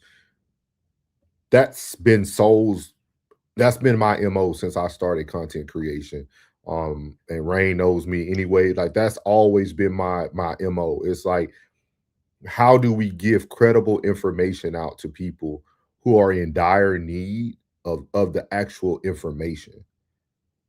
And the only way I figured out to do that is that not saying everybody got to be this way, but I as Souls has to be so emotionally intelligent and emotionally mature enough to allow people to say what they want to say, and I go do the work on the back end. Yeah. Every town hall meeting, we have showed y'all from different platforms, different people, different concepts, different thought processes. We are not going to the same platform every week giving you the same information, because if I listen to everyone who thought like me, we'll be in an echo chamber every night. If we didn't want you guys, I want you guys to push back. I want us to agree to disagree. That's okay. That's healthy, because when you disagree, that's how change comes about. Without no disagreement, there's no pressure. Pressure makes diamonds, guys. And we're trying to make sure that we can create something that lasts way longer than the big media, right? These platforms were created so that people could come to us and get something different than they're getting on TV, something they're getting different from all their friends on Facebook. And that's what we're here to do. And I think it's very important, guys, that we understand that, hey, we might not always agree, but that doesn't mean we don't have the same vision in mind. Just because for me, race doesn't pop up on every subject doesn't mean that I don't think racism doesn't exist. Just because I don't have the racism narrative doesn't mean that I don't feel that possibly there could have been some foul play. That's not it. I don't want to be a person bringing you bad information because I'm putting my emotions first and not my logic. We have to have more logic, guys. Like, I tell people this all the time. For those who don't know, I retired after 20 years in the Air Force, in the military, and that system that I was trying to talk to Fraction about, I experienced a lot of racism within that system. I know it exists.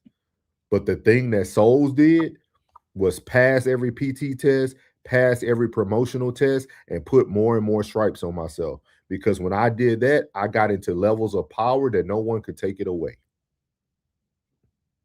And if you don't want to do the work that you have to do to get into those seats, it's okay. But don't be the same person who's complaining because you didn't do the work to get in those seats. Don't blame the world. Don't blame the person in front of you. You only can blame yourself.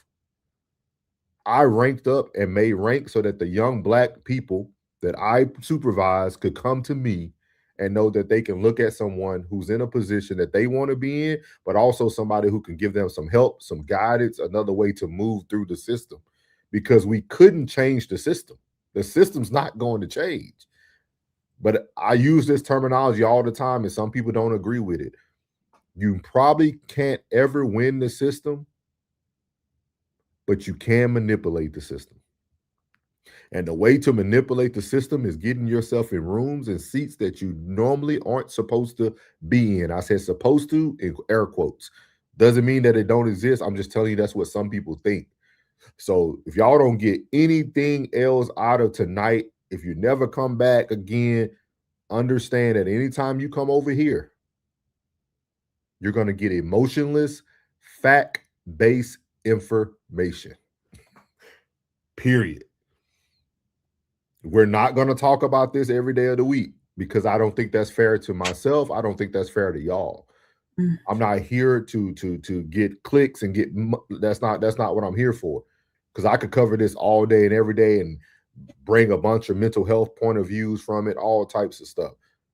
That's just not what I'm here for. And so at the end of the day, I want to say I appreciate you guys who stayed tonight, 2 hours in. I appreciate all you who stayed. I appreciate everybody telling us why they stayed. But I want you guys to actually come over and watch us on Mondays and Tuesdays as well at No Middleman. We have done so many series, things about how to protect our youth, about fathers, about mental health, about grooming. Like, we do so many positive things. We talk about so many things, y'all, that I'm telling you, you'll gain so much information that you can take forward. And that's how you positively affect your community. You can't positively affect your community if you're listening to the same rhetoric every day from somebody who's just saying the things that you already know. Period. You know what I mean? No, yeah, y'all ain't have to ban Jesse. I did. Okay, y'all keep. Hey, I enjoy the hate because you stand around this long watching, you hearing something you enjoy. So, but that's my little spiel before I'll let you talk, Rain, and then we'll get to the comments if you want to end with anything. The only thing I really have is what I've said since day one. I just want closure for the Wells family, the Wansley family, his family, and I want to be able to. I want the other side as well to be free from being scared. They're probably so scared about what's going on right now, and I'm not. It's just the public needs to stop inputting doing things. They need to stop making these phone calls to the kids. They need to stop I keep calling them kids because they're young adults, okay? They need to stop calling these young adults and their families making threats because they're not, and I think they're idle threats. They're not going to do anything. And the police is already on it. They're already arrested people. So stop doing it. And Christine, she didn't deserve anybody calling her job, doxing her job, and making those the ratings on her employment website go down for what? She's just a mother who would want what any mother wants, and that's to know how her son left this earth. That's it. There's no reason for anybody to be doing that. So it's my prayer at the end of all this is for the family to know how Nolan passed, for whoever who knows any information to have enough courage and conviction, I've said this before, within themselves to come forward and say what happened if they haven't already done so. See, we don't, the general public don't know a lot. We don't know what's going on with the grand jury. We don't know what was in the autopsy from Mississippi. We don't know. And until we know these facts, like Soul said, until we know these facts, then we can't just keep coming up with our own conclusions, keep coming up with our own narratives. So I will hope that the public, us general people out here who don't have nothing even to do with this, except for forming our own opinions on this, to just be patient and let everything unfold as is. I know there's a lot of talking points. I know people feel uneasy about the whole situation. A lot of people got their emotions in it. Absolutely. It is what it is. We see what it is, but just let Mississippi, let the grand jury, let the FBI, whomever is got their hands in on the justice system, got their hands in on, let them do what they need to do. So at the very end of all of this, there's a concrete answer. One, of how Nolan really passed, and two, what actually happened out there. Because I, in my heart, know somebody knows something. There's too many people out there for somebody not to know it, not necessarily exactly what happened, but knowing, even if it's a piece of information that could give some kind of conclusion to what happened to Nolan, the reason why he really passed. So, yeah. Yeah, we're gonna get to those comments. We appreciate you too, James. God bless y'all, man. God bless y'all people who come in here with the negativity. We really enjoy y'all, man. Y'all keep it up, man. Y'all gonna have high blood pressure, cholesterol. I just hope y'all live to see 80, man. I appreciate you guys, man. Y'all gonna learn you can't get under my skin. I am super petty. So appreciate the hate. I've been on the other end of it. I've been on the other end of it, y'all. Yeah, like I'm super petty. Like you can't bother me, man. I'm telling you. I sleep well at night knowing who I am as a man. So I'm gonna let Rain go through these comments for us, and then we're gonna get y'all the closer and we're gonna get y'all out of here, man. We appreciate y'all, man. Y'all don't understand. This is a blessing that y'all stayed. Some of y'all are 2 in the morning. I'm 1 in the morning where I am. So I really, really appreciate you guys for staying here and listening to this information. We really appreciate it. Yeah.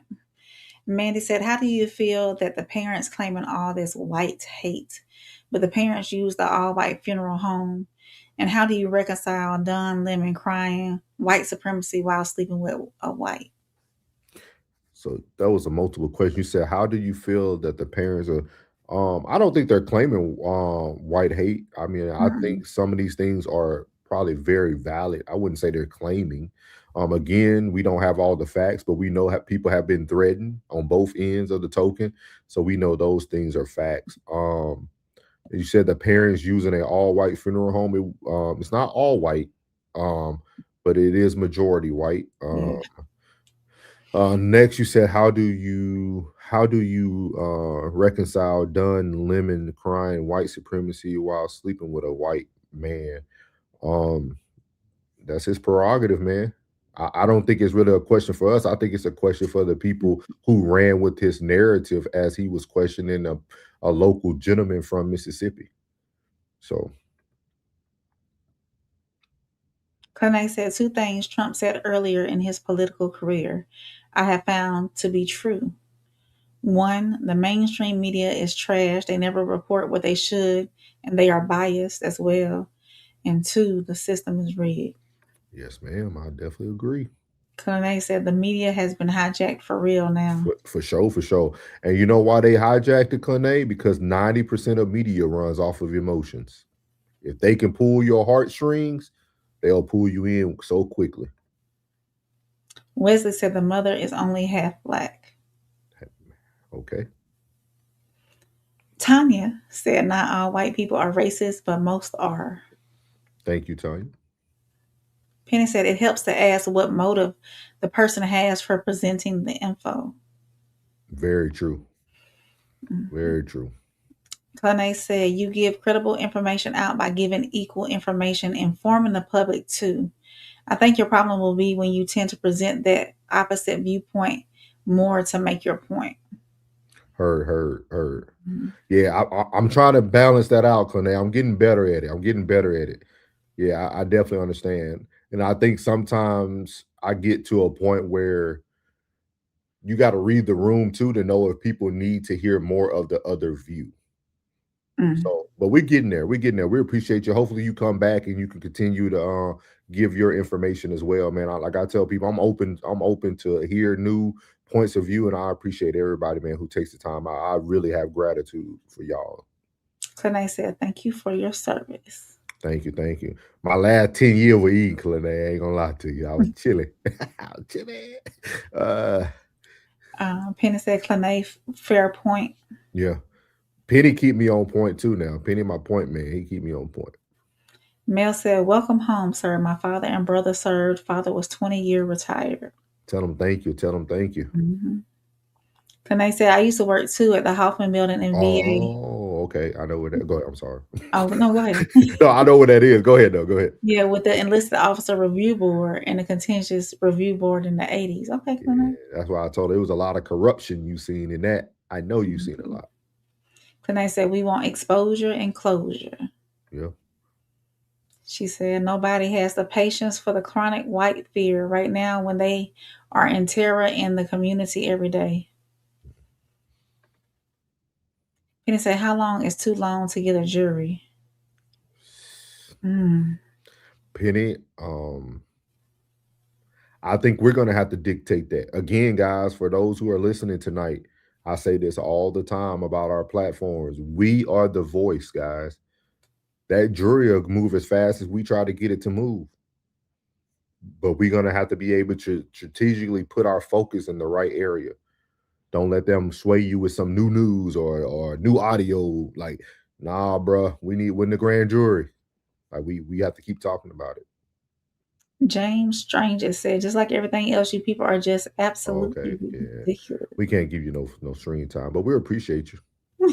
Clay said, I'm just frustrated, attorney, as I never got my law degree, but I studied law and law enforcement over 40 years. Oh, go back and get it. Go back and get it. I don't know if you seen what I said earlier. Yeah, go get it, Kane, for real. Because I don't know if you seen what I said. Like, that's my ultimate goal, is to get into some type of seat.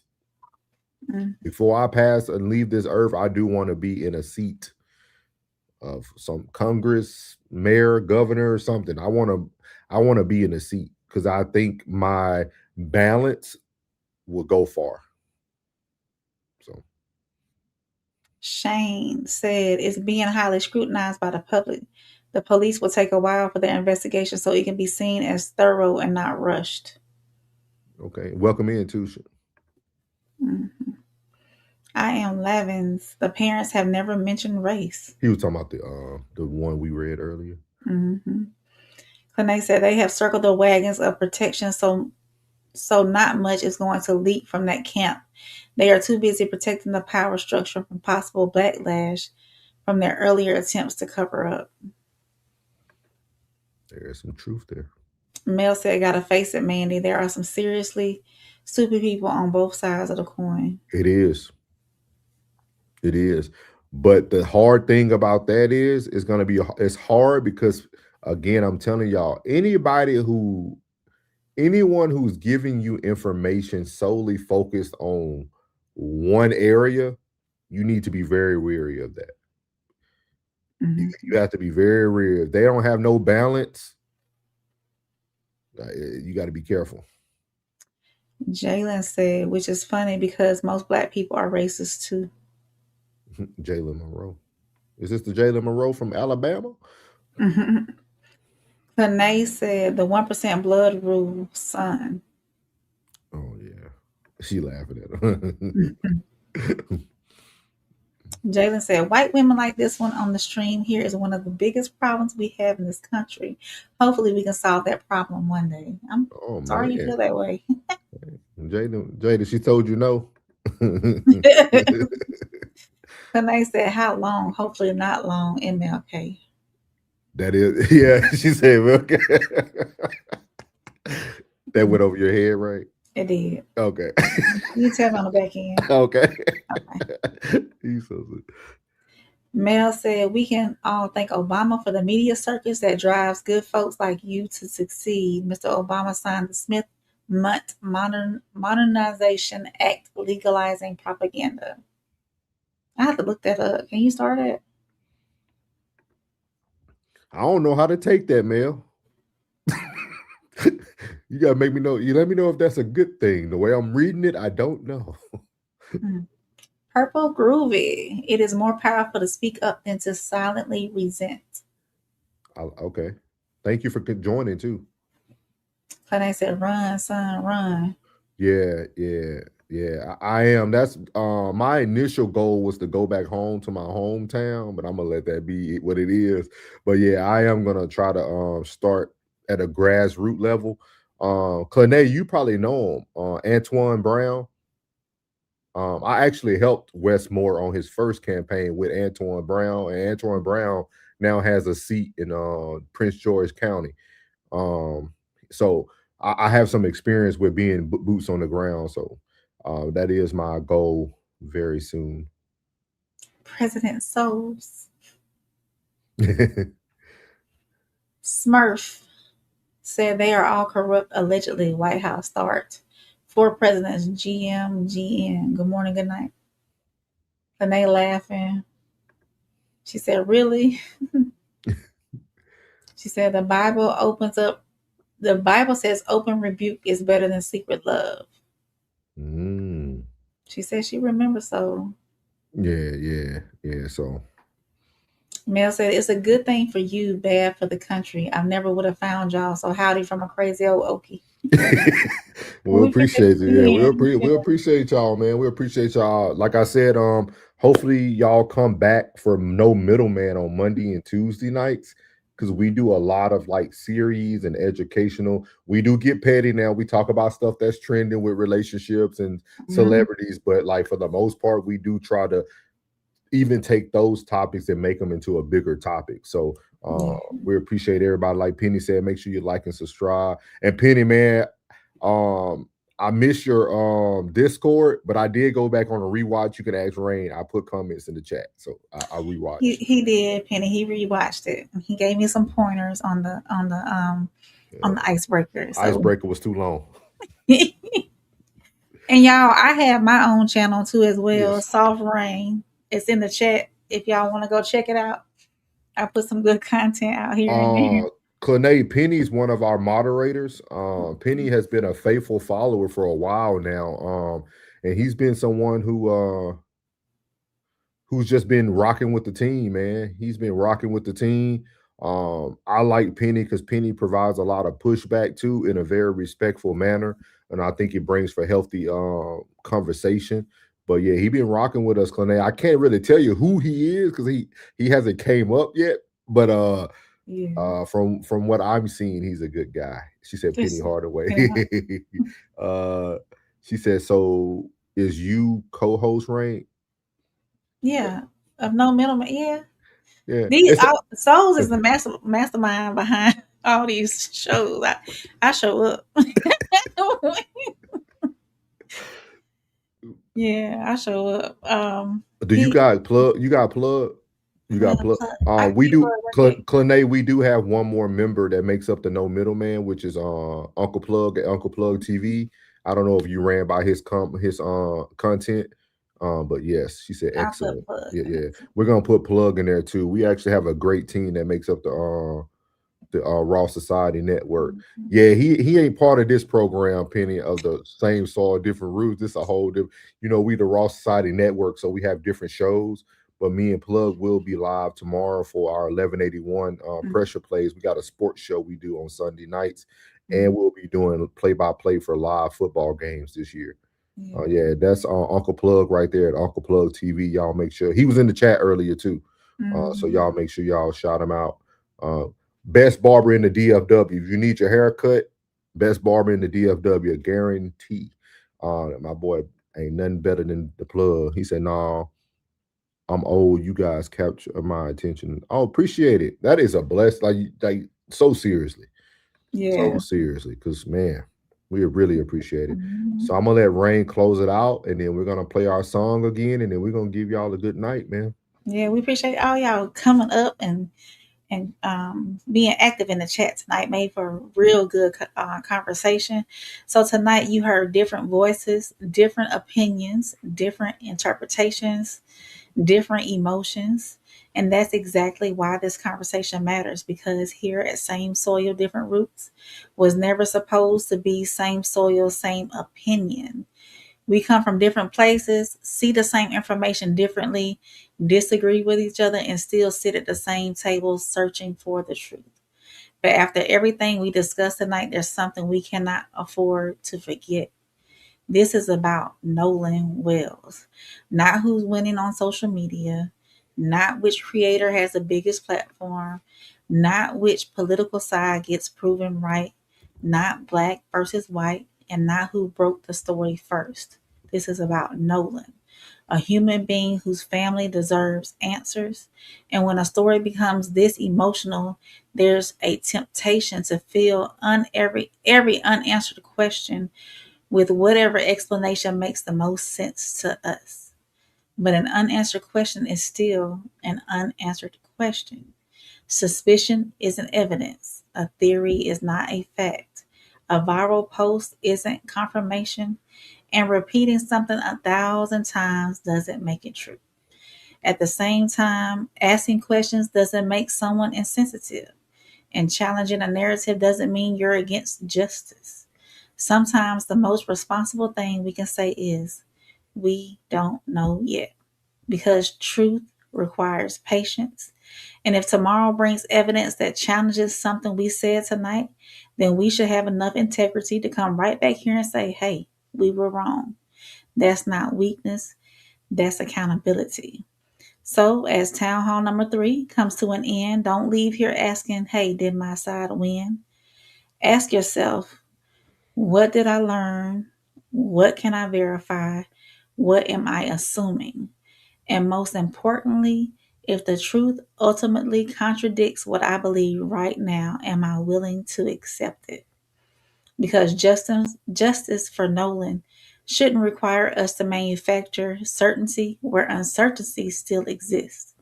It requires us to keep asking questions, keep demanding credible information, and keep separating evidence from emotion. And never allow the noise surrounding Nolan Wells to become louder than the search for what actually happened to him.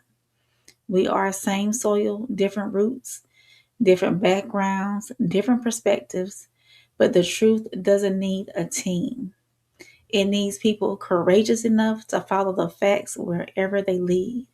So until next time, don't ask whether the truth agrees with you. Ask yourself one final question. Do we really want the truth? Do we really want truth? Everybody screaming truth, but truth don't pick a side. Truth don't care about your feelings. Truth don't need a narrative, so the question ain't, can we handle the truth?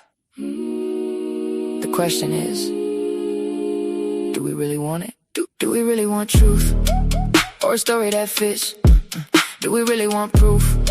Or somebody to convict? Everybody got a source, everybody got a side, but when emotions lead the way, tell me, where do facts hide? Do we really want truth? Tell me what you know. Not what somebody said, not what somebody posted. If the evidence changes, can your opinion change too? Cause truth don't belong to me, and truth don't belong to you. Nolan's name in the headlines, everybody got a theory. One clear becomes a verdict when nobody's seeing clearly. Race into the room, now the temperature changed. Same evidence on the table, but the story rearranged. One source says this, another source says that. Screenshots hit the timeline and suddenly they're facts. Everybody wants justice, understand the emotion, but justice without evidence is just another commotion. Slow down, what do we know? What's confirmed? What's assumed? Who's providing information? And what happens when it's wrong? Because asking hard questions doesn't mean you don't care. Sometimes caring about the truth means you're willing to go there. Do we really want truth? Or a story that fits? Do we really want proof? Or somebody to convict? Everybody got a source, everybody got a side. When emotions lead the way, tell me, where do facts hide? Tonight, don't bring me your side, bring me your source. Don't tell me what you heard, tell me what you can prove. And if tomorrow's evidence proves what you believe today was wrong, will you change your mind? Same soil, different roots, different perspectives. Same pursuit before we choose a side. Before we decide who's wrong or right, let's find the facts. Because maybe the problem isn't that truth is hidden. Maybe we're afraid of what happens when we finally find it. Find it, find it, find it, find it, find it.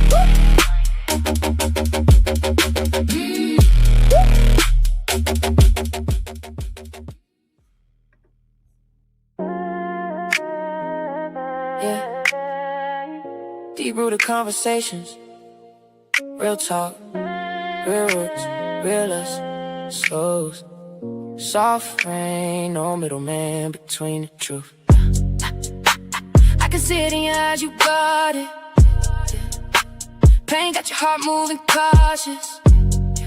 Different worlds with the same kind of scars here. Different roads, but somehow we still crossed it. Mad cause the world never listened right. Mad cause your truth always turned.